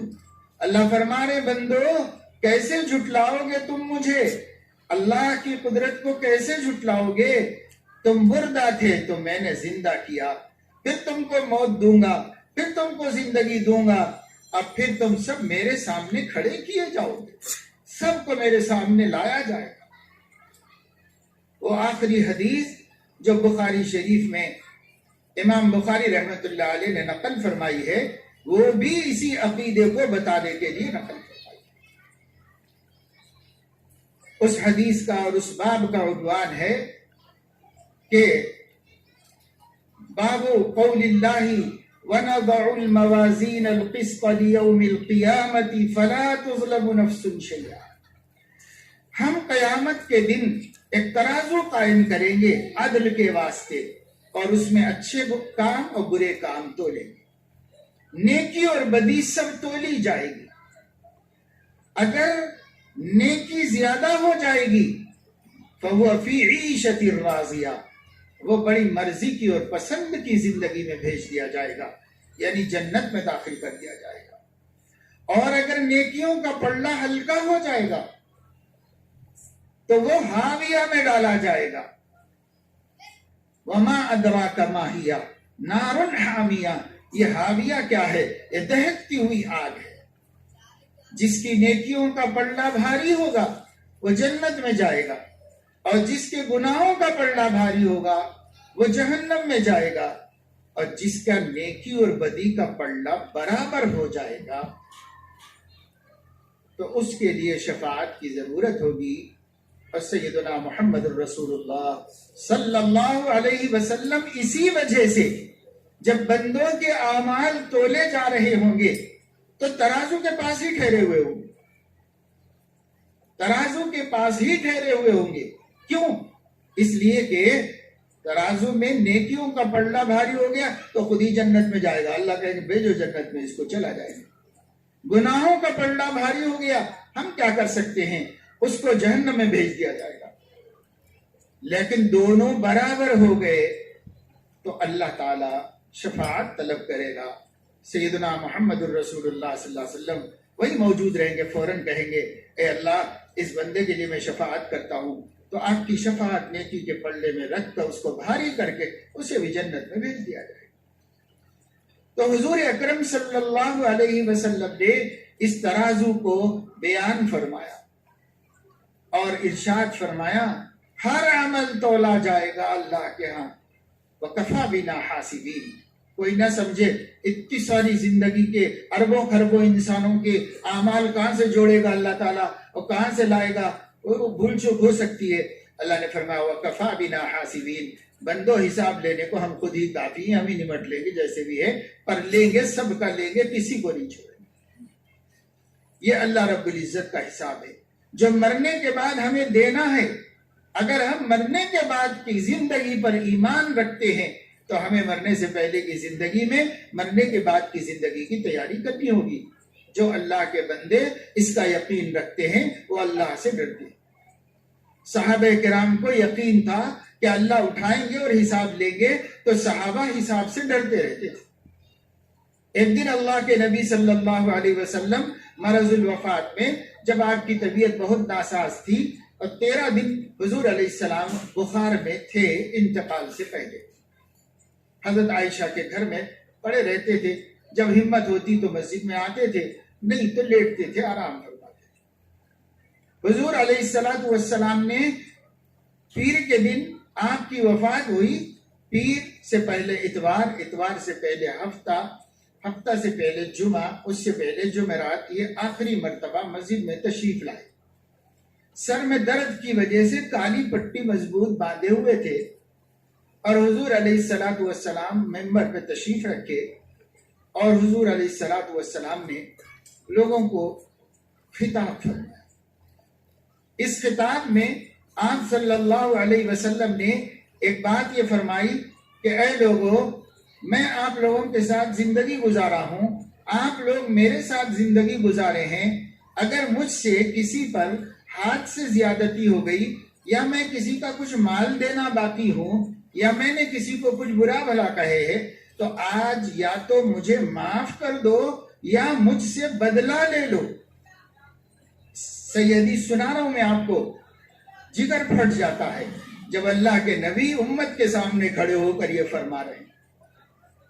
کیا منظر ہوگا صحابہ کرام کے قلوب کا اس وقت جب اللہ کے نبی اعلان فرما رہے ہو حساب برابر کر لو، میں اللہ کے سامنے حساب دینے کی ہمت نہیں رکھتا، یہاں کر لو حساب۔ ایک صحابی کھڑے ہوئے اور انہوں نے کہا یا رسول اللہ، آپ مجھے اتنی کھجوریں دینا ہے۔ تو آپ نے پوچھا میں کب لیا تھا آپ سے؟ تو انہوں نے بتایا کہ ایک آدمی کو ضرورت تھی، اس وقت آپ کے پاس نہیں تھے، آپ نے مجھ سے کہا تھا کہ تم دے دو میں تمہیں دے دوں گا، تو آپ کو یاد آ گیا۔ آپ نے فرمایا ہاں یہ بالکل صحیح کہہ رہا ہے۔ علی سے فرمایا علی ان کو اتنی کھجوریں دے دو، مجھے یاد آ گیا ہے، ان کی کھجوریں ان کو واپس کر دو۔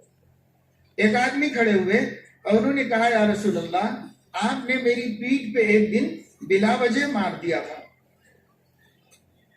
تو صحابہ کو بہت غصہ آیا، کیا یہ اب نبی سے بدلہ لے گا؟ کیا کرنا چاہ رہا یہ شخص؟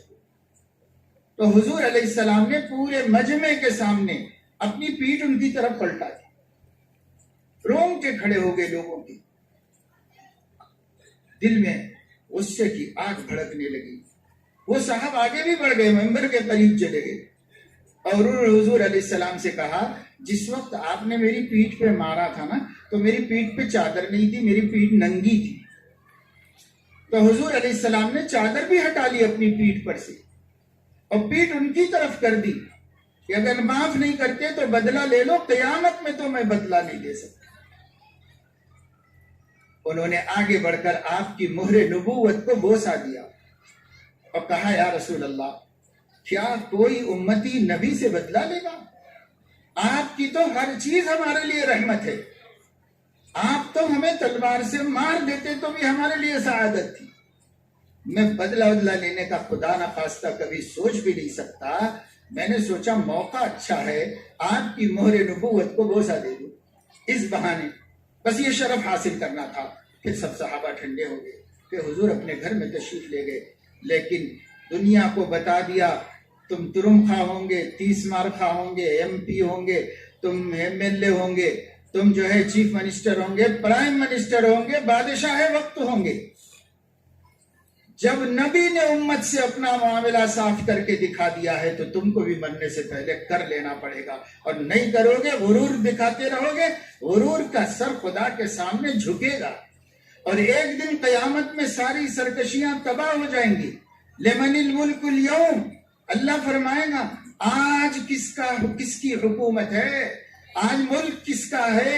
بولو قارون بولو، حامان بولو، نمرود بولو، فرعون بولو، ہٹلر بولو، مسولینی بولو، سب کو اللہ آواز دے گا، دنیا کے ظالم و جابروں کو، بولو کس کی ہے آج حکومت؟ ایک کے منہ سے آواز نہیں نکلے گی، سب چپ ساتھ کے ٹھہریں گے۔ تب اللہ فرمائے گا للہ الواحد القہار، بڑے قہر والے اکیلے خدا کی آج ملکیت ہے، پہلے بھی تھی لیکن دنیا میں ہماری دیوی ڈھیل سے تم بہت سرکش ہو گئے، اب بولو کون ہے بڑا، اب بولو کون ہے؟ تب اللہ حساب لے گا اور کسی کو نہیں معاف کرے گا۔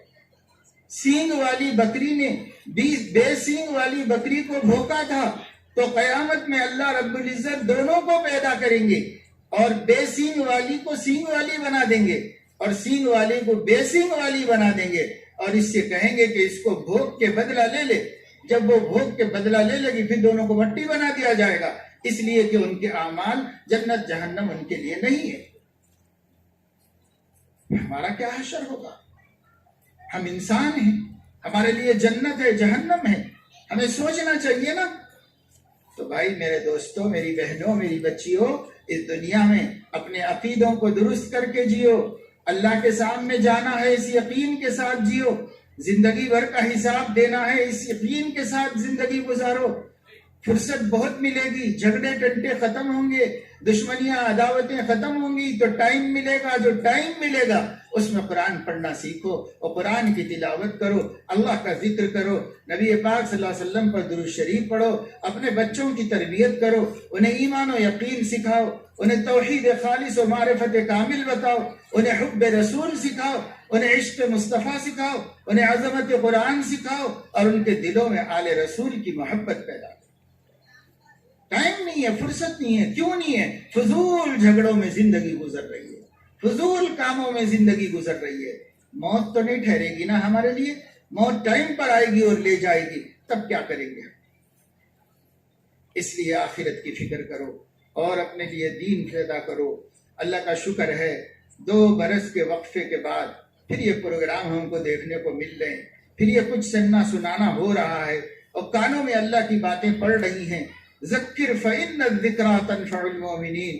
میں کہتا ہوں عام طور سے لوگوں سے کہ کسی چیز میں نفع ہو یا نہ ہو وہ تجربے کے بعد معلوم ہوگا، لیکن نصیحت میں، یاد دہانی میں اور تذکیر میں نفع کا ہونا اتنا یقینی ہے کہ خود اللہ نے اعلان فرما دیا، اے میرے نبی میری امت کو یاد دہانی کرائیے، میرے بندوں کو یاد دہانی کرائیے۔ یاد دہانی کرانا ایمان والوں کو نفع دیتا ہے۔ یہ جلد سے یاد دہانی، آخرت کی یاد دہانی، موت کی یاد دہانی، اپنی زندگی کے مقصد کی یاد دہانی، اللہ کی عظمت کی یاد دہانی، نبی کے حق کی یاد دہانی، اس کے لیے جلسے ہوتے ہیں، پروگرام ہوتے ہیں۔ یہ تذکیر جب تک ہے یہ امت زندہ ہے، اور جس دن یہ تذکیر بند ہو جائے گی امت مردہ ہو جائے گی۔ بڑی نعمت ہے اللہ کی یہ تذکیر۔ ذکر فإن الذکریٰ تنفع المؤمنین۔ نصیحت کیجئے، نصیحت کرنا ایمان والوں کو نفع دیتا ہے۔ ابھی میں کل جمعے کی شب میں کرناٹک کے ایک بہت دور دراز علاقے میں تھا، اٹھنی میں، جو بہت دور علاقہ ہے کرناٹک کا، ہبلی اور بیلگام کے قریب میں ہے۔ تو اسی وقت میں ہمارا پروگرام چل رہا تھا، بیان ہو رہا تھا۔ میں نے وہاں بھی مدرسے کا جلسہ تھا اور بہت بڑا مجمع وہاں پر تھا اور عورتیں بھی بڑی تعداد میں تھیں۔ میں نے انہیں یاد دلایا کہ آج عورت کو جہیز میں قرآن تو دیا جاتا ہے لیکن قرآن پڑھا کر نہیں دیا جاتا۔ بچی کو قرآن پڑھنا تو سکھایا نہیں، لیکن قرآن جہیز میں ضرور دیا۔ اچھا سا خوبصورت قرآن خوبصورت لکڑی کے باکس میں اس کے اندر رکھ کر بند کر کے بڑے احترام سے بیٹی کے جہیز میں بھیجا جاتا ہے، اور وہ بھی بڑے احترام سے اس کو اسی طریقے سے اٹھا کے رکھ دیتی ہے الماری کے اوپر، جیسا کہ فارن میں کہیں ہمارا آدمی مر گیا ہو تو ایک لکڑی کے تابوت میں دفن کر کے لایا جاتا ہے اور اسی میں دفن کر دیا جاتا ہے ہمیشہ کے واسطے۔ یہ قرآن بھی ایک خوبصورت باکس میں دفن کر کے ہمیں دیا جاتا ہے اور ہماری بیٹی لے جا کے اپنے گھر میں رکھ دیتی ہے۔ پڑھنا تو آتا نہیں، زندگی میں کبھی فرصت نہیں ہوئی، اپنی بیٹی کی بھی شادی کر رہی ہے اور اس کے لیے بھی قرآن خرید رہی ہے جہیز میں دینے کو، لیکن اماں کا دیا ہوا جہیز کا قرآن آج تک کھولا نہیں، آج تک پڑھا نہیں۔ یہ قرآن لعنت نہیں کرے گا؟ قرآن پر اس ظلم کی وجہ سے گھر میں نحوستیں نہیں آئیں گی؟ قرآن پر، اللہ کی کتاب پر ہونے والے مظالم کی وجہ سے ہمارے گھر کے اندر طرح طرح کی آفتیں بلائیں نہیں آئیں گی؟ عاملوں کے پاس جا کر لاکھوں ہزاروں روپے خرچ کر کے گھر کی مصیبتیں دور کرا رہے ہیں۔ ارے جناب، آپ کے گھر میں مصیبت کا اڈا ہے اور وہ ہے قرآن کی بے حرمتی۔ تم جب تک اس کو نہیں نکالو گے، کسی وظیفے سے، کسی عمل سے تمہارے گھر کی آفتیں ختم ہونے والی نہیں۔ ایک میں سے نکلو گے دوسری آئے گی، دوسرے میں سے نکلو گے تیسری آئے گی۔ تو آج صبح میں نے میسج دیکھا آتے ہوئے راستے میں، ابھی وہاں کے جن مولانا نے، جن محتمم صاحب نے یہ جلسہ کرایا تھا، انہوں نے مجھے میسج دیا کہ مجھے آج دن بھر گھروں سے کئی لوگوں نے یہ اطلاع دی کہ ان لوگوں نے اپنے گھر میں جا کر پرانا رکھا ہوا قرآن نکال کر اس کو صاف ستھرا کر کے آج سے ہی تلاوت شروع کر دی ہے۔ تو دیکھو، ذکر فإن الذکریٰ تنفع المؤمنین، نصیحت کرو، نصیحت ایمان والوں کو نفع دی۔ کہتے رہنا چاہیے، کہتے رہنا چاہیے۔ اب لوگ کہہ رہے صاحب مولانا آپ لوگ اتنا بولتے ہیں، کون سننے والا ہے؟ ہم کہتے ہیں اب بھی سننے والے، اب بھی ہیں عمل کرنے والے، تھوڑے ہوں گے مگر ہیں ضرور، ختم تو نہیں ہو گئے۔ یہ امت سو گئی ہے، مر نہیں گئی ہے۔ مر جاتی تو ہم زندہ نہیں کر سکتے تھے، سو گئی ہے ہم جگا سکتے ہیں۔ کیسے جگائیں گے؟ جیسے قرآن نے صحابہ کو جگایا تھا، ایسے ہی آج بھی قرآن پوری امت میں روح پھونکے گا زندگی میں۔ اللہ تعالیٰ اپنے فضل و کرم سے ان ہونے والے حافظان قرآن کو ان کے حق میں، ان کے ماں باپ کے حق میں اور ان کے خاندان کے حق میں خیر و برکت کا وسیلہ و ذریعہ بنائے، اور یہ فارغ ہونے والی عالمات کو جنہوں نے اس مدرسے میں، ابھی ہمارے مولوی صاحب نے بتایا، نورانی قاعدے سے لے کر کے فارغ ہونے تک مکمل تعلیم یہی برس میں حاصل کی ہے۔ ان بچوں نے نورانی قاعدے سے یہاں پڑھنا شروع کیا تھا اس مکتب میں، اور مکمل حفظ یہیں پر کیا، ایک سوئی کے ساتھ، استقامت کے ساتھ۔ ماشاءاللہ، اللہ تعالیٰ ہمارے عزیز مولی عبد القادر صلی اللہ کو جزائے خیر عطا فرمائے۔ اس بندے نے بڑی ہی ایسے وقت میں، ایسے زمانے میں، جب کہ یہ بہت ناتجربہ کار بھی تھے، کمزور بھی تھے، حالات سے مایوس بھی تھے، اور ان کو سمجھ میں نہیں آ رہا تھا کہ میں کہاں کام کروں، کیسے کروں، کیا خدمت کروں۔ بہرحال مشورے کرتے رہے، اپنے بڑوں کی دعائیں لیتے رہے، کوششیں کرتے رہے۔ الحمدللہ آج یہ دن آیا ہے کہ یہاں پر بچے، اب تک 5 طلبہ، پہلے 2 اور اب 3، 5 طلبہ مکمل حافظ قرآن بن گئے۔ کتنوں نے نادرہ پڑھ لیا، مکتب کی برکت سے کتنوں کے قرآن درست ہو گئے، کتنی بچیوں کی عمدہ تعلیم ہو گئی، اور 7 بچیاں فارغ ہو گئیں، اور اس کے علاوہ یہ سلسلہ جاری ہے، جاری ہے۔ اللہ اس چمن کو آباد رکھے، اور اس کی برکت کو اور اس کی روح کو پوری آبادی میں اللہ تعالیٰ عام و تام فرما دے، اور اللہ رب العزت ان معاونین کو، انصار کو، مددگاروں کو جو ہمارے علماء کی ہمت افزائی کرتے ہیں، سرپرستی کرتے ہیں، اور ان سے کہتے ہیں مولانا کام کرو، ہم آپ کے ساتھ ہیں، اللہ ان لوگوں کو بھی جزائے خیر عطا فرمائے کہ اللہ تعالیٰ ان کی اس ہمت بڑھانے سے ہمارے دین کے خدام بے فکری سے دین کا کام کر رہے ہیں، اور اس کی برکت ان کو بھی ملے۔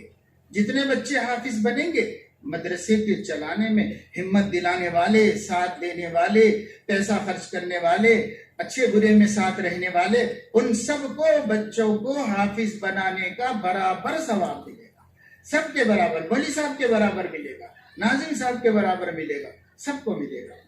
ہاں، وہ لوگ بہت بد نصیب اور بدقسمت ہیں جو دین کے کاموں میں روڑا بنتے ہیں، دین کے خدمت گزاروں کے لیے مصیبت بنتے ہیں، خواہ حسد کرتے ہیں، خواہ دشمنیاں کرتے ہیں، مخالفتیں، کام کرنے نہیں دیتے، دل توڑتے ہیں، آگے بڑھنے میں رکاوٹ بنتے ہیں۔ وہ بد نصیب لوگ ہیں، وہ خدا سے جنگ کر رہے ہیں، پیش امام صاحب سے نہیں کر رہے۔ اللہ تعالیٰ ارشاد فرماتا ہے، من عادى لي وليا فقد آذنته بالحرب، جو میرے دین کے خدمت گزاروں سے، میرے ولی سے، میرے دوست سے، میرے دین کے خادم سے دشمنی رکھے گا، میں اعلان کر رہا ہوں اس کے ساتھ جنگ کا۔ اب سوچو کون خدا سے جنگ میں جیت سکتا ہے؟ کتنا بڑا دولت مند ہوگا، کتنا بڑا عہدیدار ہوگا، اللہ کے نیک بندوں کو ستا کر وہ اللہ کی جنگ میں آ گیا ہے، اور اللہ کی جنگ میں سوائے ہارنے کے اور کچھ بھی اس کے قسمت میں نہیں۔ اللہ تعالیٰ نے تاخت و تاراج کر دیا، تباہ و برباد کر دیا۔ اس لیے دینی مدرسوں اور دین کے خدمت گزاروں کے ہو سکے تو ساتھ دو، اور ساتھ دینے کا موقع نہیں ہے، مخالفت مت کرو، عداوت مت کرو، بس اتنا بھی کرو تو بہت بڑی کامیابی ہے، یہ بھی بہت بڑا فائدہ ہے، بہت بڑی مدد ہے۔ اللہ تعالیٰ اپنے فضل و کرم سے اس کوشش و کاوش کو قبول فرمائے، سب کو جزائے خیر عطا فرمائے۔ میں ان بچوں کو بھی مبارکباد دیتا ہوں، ان بچیوں کو بھی مبارکباد دیتا ہوں، اور میں باوجود مسلسل پروگراموں کے یہاں پر صرف ان محنت کرنے والوں کی محنتوں کا ہمت افزائی کرنے کے لیے یہ مسلسل سفر کرتا ہوں، مسلسل جاتا ہوں۔ ہمارے بچے بڑی محنت سے کام کر رہے ہیں، بسا اوقات بعض لوگوں کا کام دیکھ کر خوشی ہوتی ہے اور اپنے کاموں پر شرمندگی ہوتی ہے کہ اس سے بھی اچھے اچھے بڑے بڑے کام ہمارے بچے کر رہے ہیں، نوجوان علماء و فضلاء کر رہے ہیں، تو ہم صرف اس لیے چلے جاتے ہیں، چاہے کتنی دور ہو اور چاہے کتنی بھی تھکن ہو، کہ ہمارے جانے سے ان کا دل خوش ہوگا تو اللہ تعالیٰ ہمیں بھی خوشی عطا فرمائیں گے اور اللہ ہم سے بھی راضی ہو جائے گا۔ بس اس وجہ سے اللہ تعالیٰ سب کو سلامت رکھے، سب کام کرنے والوں کو قبول فرمائے، اور اللہ تعالیٰ سب کے لیے اپنی مدد اور نصرت شامل حال فرمائے۔ جو حالات گزشتہ 2 برس میں آئے، خدا کرے کہ آئندہ کبھی ان کا اعادہ نہ ہو، امت اپنے حالات پر واپس ہو جائے، سب کاروبار بحال ہو جائیں، سب لوگ اپنے اپنے کام میں بآسانی لگ سکیں۔ جو روزیوں کا نقصان ہوا ہے، جو کاروبار کی بربادی ہوئی ہے، اللہ غیب سے نصرت فرما دے اور ان سب کو بحال فرما دے، آمین۔ وآخر دعوانا الحمد للہ رب العالمین۔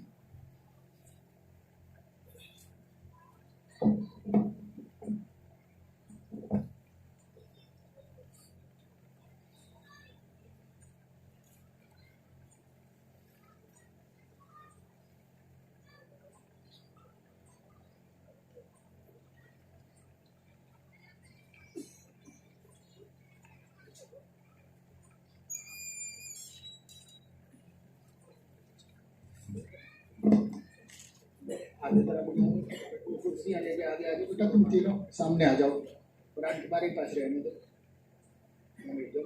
تھوڑا آگے ہو جاؤ۔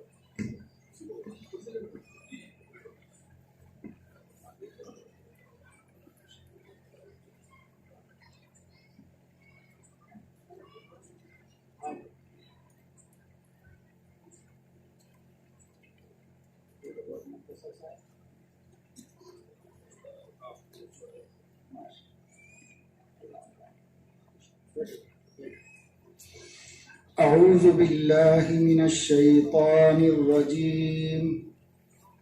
أعوذ بالله من الشيطان الرجيم. بسم الله الرحمن الرحيم. بسم الله الرحمن الرحيم. إن المتقين في ظلال وعيون. إن المتقين في ظلال وعيون. وفواكه مما يشتهون. وفواكه مما يشتهون. كلوا واشربوا هنيئا بما كنتم تعملون. كلوا واشربوا هنيئا بما كنتم تعملون. إنا كذلك نجزي المحسنين. إنا كذلك نجزي المحسنين. ويل يومئذ للمكذبين. ويل يومئذ للمكذبين. كلوا وتمتعوا قليلا إنكم مجرمون. كلوا وتمتعوا قليلا إنكم مجرمون. ويل يومئذ للمكذبين. ويل يومئذ للمكذبين. وإذا قيل لهم اركعوا لا يركعون. وإذا قيل لهم اركعوا لا يركعون. ويل يومئذ للمكذبين. ويل يومئذ للمكذبين. فبأي حديث بعده يؤمنون. فبأي حديث بعده يؤمنون. بارك الله تعالى.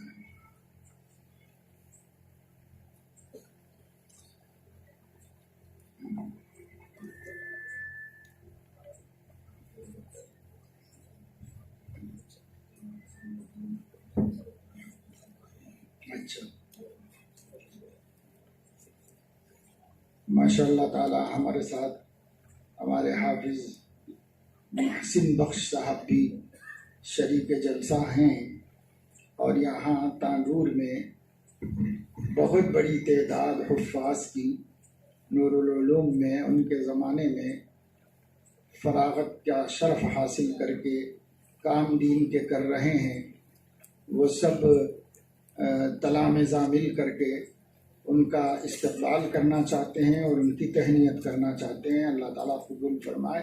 اور کرنا بھی چاہیے، اپنے اساتذہ کی جتنی تہنیت کرو کم ہے.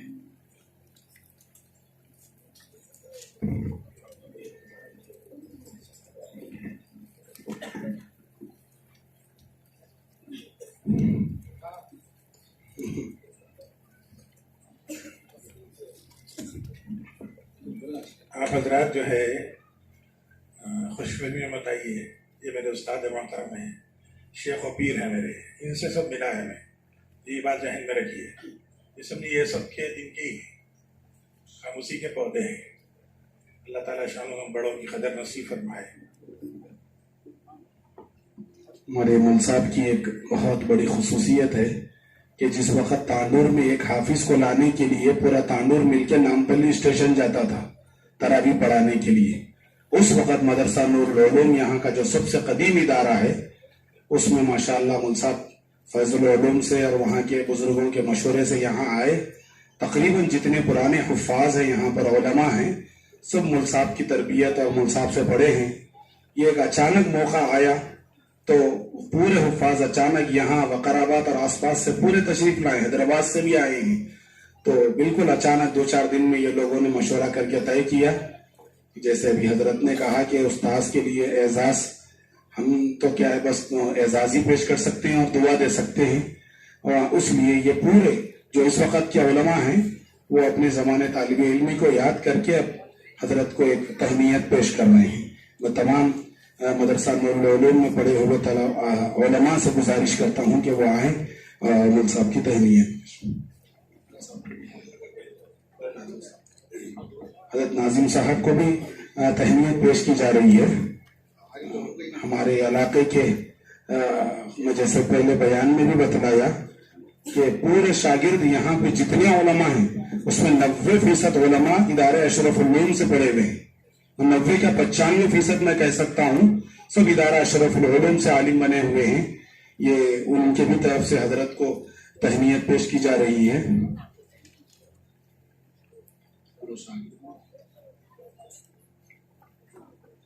ہمارے مسجد کے صدر صاحب جو شوکت پہ ہیں وہ آئیں اور محسن صاحب کی شال پوشی کریں. ماشاءاللہ یہاں کی مسجد کمیٹی اور محلے والے ہمیشہ اس مدرسے کے خیرخواہ ہیں. ہر آدمی اس مدرسے کا خیرخواہ ہے یہاں رہنے والا.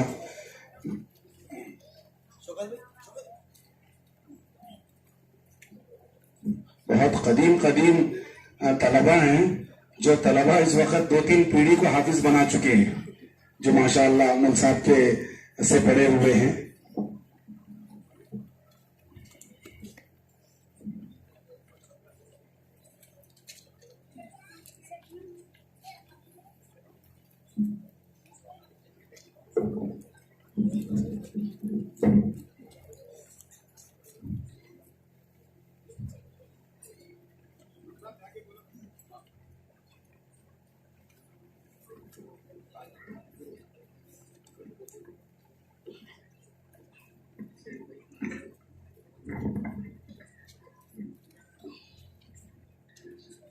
حافظ بننے والے طلباء کی ہمت افزائی کے لیے، ان کی شال پوشی اور رومال پہنانے کے لیے میں جناب حسین بھائی اور ناظم بھائی کو دعوت دیتا ہوں وہ جلد از جلد اسٹیج پر تشریف لائیں.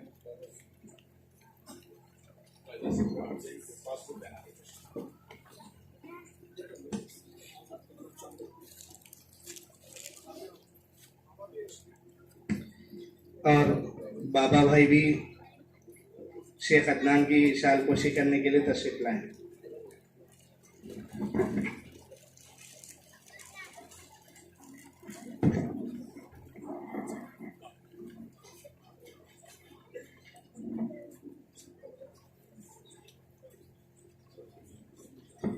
حسین بھائی محمد فرقان کی گل پوشی کریں گے، شال پوشی کریں گے. محمد فرقان.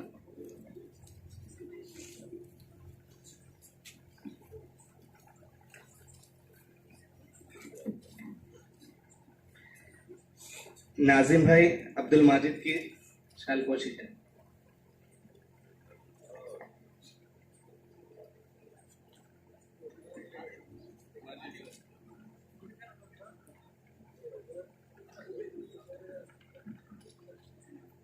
बाबा भाई शेख अदनान की शाल पोशी।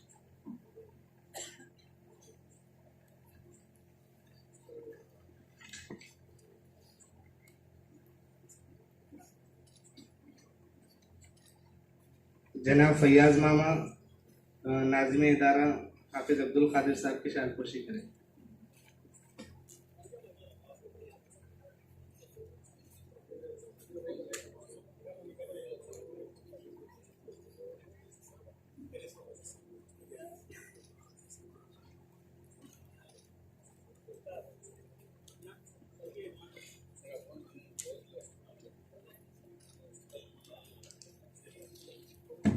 जज़ाकुमुल्लाहु खैर।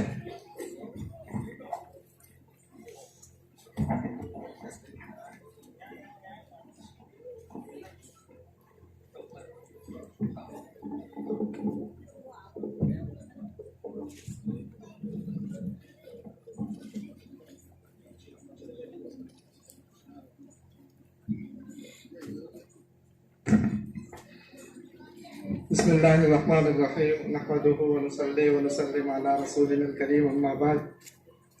इससे पहले कि हजरत सदर मोहतरम दामद बरकातुहुम की दुआ से जलसे का अख्तिताम हो, दो चार बातें अर्ज करना है। एक तो ख़वातीन में जो तरतीब बनाई गई है उस हिसाब से गुजारिश है वहाँ की मालिमात से बच्चियों को सनद भी दें और उनकी गुलपोशी और शालपोशी की जो तरतीब बनाई गई है वो शुरू कर दें।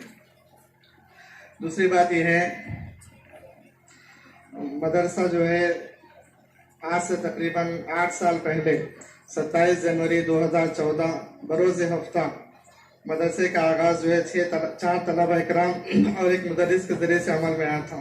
4 तलबा इकराम थे और पढ़ाने वाला मैं अकेला था। अल्हम्दुलिल्लाह आज मदरसे के अंदर 130 तलबा व तालिबात ज़ेर तालीम हैं और मकतब में पढ़ने वाले 90 तलबा व तालिबात हैं। तो गया सुबह से लेकर शाम तक मदरसे में तालीम पाने वाले तलबा व तालिबात की कुल तादाद 220 से ज़ायद है, जो मुस्तकिल अल्हम्दुलिल्लाह फजर की नमाज से लेकर इशा की नमाज तक ये सिलसिला जारी रहता है। दारुल क़ामा का भी नाज़िम था। ये हालात की वजह से हम बस्ती के बच्चों को दारुल क़ामा में न रखकर देहात के बच्चों को दारुल क़ामा में रखने को तरजीह दिए थे। इन हालात की वजह से वो मामला तो मौकूफ़ है। इंशाअल्लाह अगर हालात साजगार रहे तो रमज़ान के बाद जब तालीमी साल शुरू होगा इंशाअल्लाह उस वक़्त दारुल क़ामा का भी इरादा है। और दूसरी बात यह है, जिससे पहले हज़रत मौलाना दामद बरकातुहुम की तवज्जो और मुख्तलिफ हालात को पेश नज़र रखते हुए बात मशवरे की ये भी बात तय पाई है कि अगर जब तालीमी साल इंशाअल्लाह शुरू होगा उस वक़्त में मदरसे की अरबी तालीम के साथ साथ में असली तालीम के सिलसिले में भी इंशाअल्लाह हर वो मुमकिन तवज्जो दी जाएगी जो हमारे बड़ों की तरफ से मशवरे से आएगी। तो गोया अरबी तालीम के साथ साथ में इंशाअल्लाह असली तालीम का भी नज़म एकदम मुनज़्ज़म तरीके से इंशाअल्लाह शव्वाल के बाद करने का इरादा है। अल्लाह ताला से दुआ है अल्लाह हमारी इन कोशिशों को कबूल फरमाए और हालात को अल्लाह पाक साजगार बनाए। और इसके अलावा एक बात यह है, मदरसा इससे पहले मस्जिद में चलता था, अभी भी मस्जिद में चल रहा। लड़कों की तालीम मस्जिद में और लड़कियों की तालीम जो सामने टी शर्ट में होती। अब बाजू मदरसे के वास्ते ज़मीन भी खरीदी गई। अल्हम्दुलिल्लाह तामीर काम का सिलसिला भी जारी है, अभी नामुकम्मल है। अल्लाह के ज़ात से उम्मीद है इतना काम हुआ है तो इंशाअल्लाह आगे भी वो काम पाए तकमील को पहुँचेगा। अब मैं ज़िम्मेदारों का, ख़ास तौर पे बस्ती के अहबाब का, हमारे मस्जिद के ज़िम्मेदार हजरात बिलखुसूस फैयाज भाई, शौकत भाई, सईद पाशा साहब, ये जो हुसैन भाई, ये जो मदरसे बस्ती के ज़िम्मेदार कहलाते हैं, इनका हर किस्म का ताउन सभी का है। सभी का अल्हम्दुलिल्लाह हर किस्म का ताउन मदरसा चलाने में है। कोई दिक्कत अब तक भी पेश नहीं आई और हम उम्मीद भी करते हैं कि इंशाअल्लाह फिर आइंदा भी कोई हालात मदरसा चलाने में रुकावट और परेशानी के इंशाअल्लाह नहीं आएंगे। और इसके अलावा और एक बात खुसूसी तौर पर गुजारिश करना है कि पिछले 2 साल में इन हालात के रहने की वजह से जैसे दीगर मदारिस का हाल मालिया के एतबार से परेशान कन रहा, उसी तरीके से ये हमारा मुख्तसर छोटा सा इदारा भी मुतासिर रहा। अब आने वाले रमज़ान मुबारक में हम आपसे पुरखुलूस गुजारिश करते हैं कि इस इदारे को आप जहन में रखते हुए अपने ताउन को जैसे हज़्ब साहिब जारी रखा है उसी तरीके से दुआओं में और खुसूसी ताउन में इस इदारे को याद करें।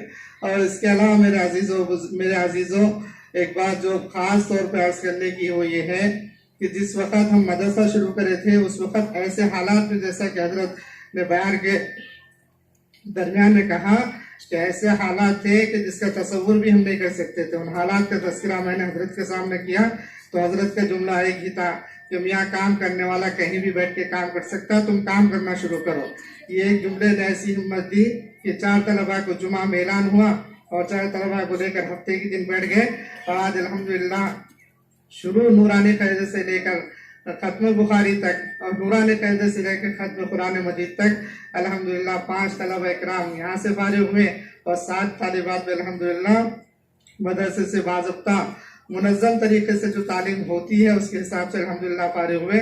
اس کے علاوہ مکتب میں قرآن مجید پڑھنے والے تعداد کی طلبہ و تعداد کی طالبات کی تعداد اور بھی الگ ہیں. تو یہ چند باتیں تھی آپ حضرات کے سامنے عرض کرنے کی، اور تمام باتوں کے بعد پھر میں آپ سے یہی گزارش کروں گا کہ جس طریقے سے محلے والے، بس ذمہ دار حضرات اور تمام ساتھیوں نے مدرسے کو چلانے کے اندر جو جس طریقے سے بھی جو ہمت افزائی، تعاون، دعائیں جو اب تک جاری رکھی ہیں، ہماری گزارش ہے آپ سے ذمہ داروں کی طرف سے اس سلسلے کو ہمیشہ جاری رکھیں تاکہ ہمیں کام کرنے کے اندر مزید یکسوئی حاصل رہے.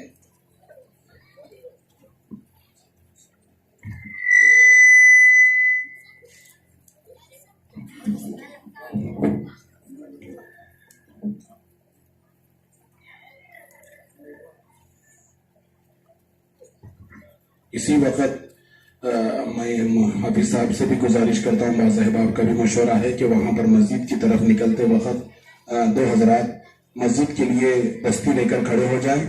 آنے والے حضرات تمام مدرسے کے لیے چندے کی اپیل کی جا رہی ہے، آپ حضرات اپنا چندہ دیتے ہیں ہوئے جائیں. دعا کے بعد انشاءاللہ نماز ہوگی، نماز کے بعد کھانا بھی ہوگا.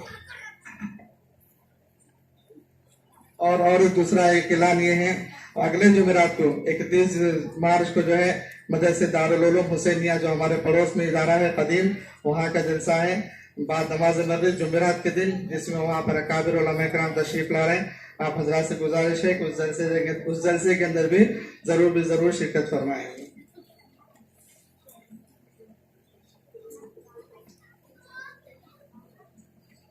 اور جو اس ادارے کے سابق پہلے ناظم محترم جو ہمارے درمیان میں نہیں رہے، ان کے انتہا کوشش اور جد و جہد کی وجہ سے وہ ادارہ پروان چڑھا ہے. ہم اللہ تبارک و تعالیٰ سے دعا گو ہیں کہ اللہ تعالیٰ مولانا عبدالجبار صاحب رحمۃ اللہ علیہ کے بال مغفرت فرمائے اور ان کے لگائے ہوئے پودے کو اللہ تبارک و تعالیٰ تا قیام قیامت اللہ تبارک و تعالیٰ اس کے فیض کو جاری و ساری فرمائے. اور اس ادارے میں کام کرنے والے اور مولانا عبدالجبار صاحب رحمۃ اللہ علیہ کے بتائے اصول کے مطابق اس ادارے کو چلانے میں کوشش و جد و جہد کرنے والوں کو اللہ تبارک و تعالیٰ ہمت اور جذبہ عطا فرمائے. درود شریف پڑھ لیجیے. اللہم صلی علی سیدنا و نبینا و حبیبنا و شفیعنا و مولانا محمد وعلى آله وأصحابه أجمعين. اللهم صل على محمد وعلى آل محمد كلما ذكره الذاكرون وكلما غفل عن ذكره الغافلون. اللهم صل على محمد وعلى آل محمد بعدد من صلى عليه وبعدد من لم يصل عليه. اے اللہ اپنے کرم سے ہمارے گناہوں کو معاف فرما، ہماری خطاؤں لغزشوں کو درگزر فرما، ہم سب کو صراط مستقیم پر استقامت نصیب فرما، تمام ظاہری باطنی شرور و فتن سے حفاظت فرما، آفات سے، بلایا سے، مصائب سے، بیماریوں سے نجات عطا فرما. اے مولا اپنے کرم سے، اپنے فضل سے اس جلسے کو شرف قبول عطا فرما، حاضرین کے جملہ مقاصد حسنہ کی تکمیل فرما. اے اللہ تم جملہ پریشانیوں سے نجات عطا فرما. اے اللہ اس مدرسے کی تعمیر کے تکمیل ہونے کے غیب سے سامان فرما، اہل خیر کے قلوب کو متوجہ فرما.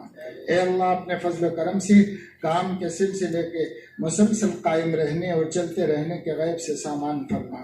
اے مولا کریم تمام مدارس دینیہ کی حفاظت فرما اور تمام مدارس دینیہ کی محنتوں اور کوششوں کو شرف قبول عطا فرما. اے اللہ اپنے کرم سے اس ملک کے حالات کو بہتر بنا. اے اللہ جو فرقہ پرست لوگ اور मखसूस जहनीत के लोग इस मुल्क में फितना परवरी चाहते हैं, बदअमनी चाहते हैं, नाइत्तेफाकी चाहते हैं, आपस में तसादुम चाहते हैं, उनकी शरारतों से मुल्क को महफूज फरमा। मुल्क वालों को अमन व अमान, यकजहती और इत्तेहाद से रहने की तौफीक अता फरमा। ए मौला, अपने करम से रमज़ान शरीफ को बहुत अच्छी तरह गुजारने की हम सबको तौफीक नसीब फरमा। रमज़ान के एक एक लम्हे की कदर करने की तौफीक अता फरमा। अल्लाह हम में से किसी को आने वाले रमज़ान की खैर से महरूम न फरमा। अल्लाह हमारी सेहत में, सलामती में बरकत नसीब फरमा। अल्लाह हमारे वक्त में बरकत नसीब फरमा। ए अल्लाह, अपने करम से हमारे इस बस्ती पर ख़ास करम और रहम का मामला फरमा। ए अल्लाह, इस मदरसे की और तमाम मदारिस दीनिया की हिमायत और हिफाजत फरमा।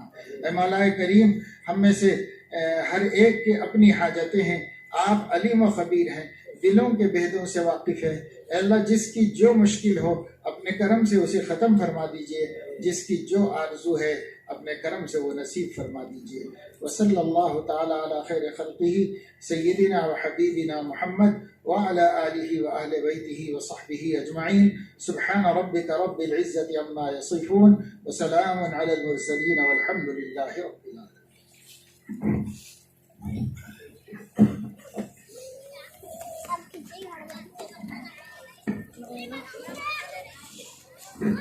अज़ान होगी, अज़ान के बाद नमाज होगी, 5 मिनट, अज़ान के 5 मिनट बाद नमाज होगी, उसके बाद खाना तनावल फरमा कर जाए।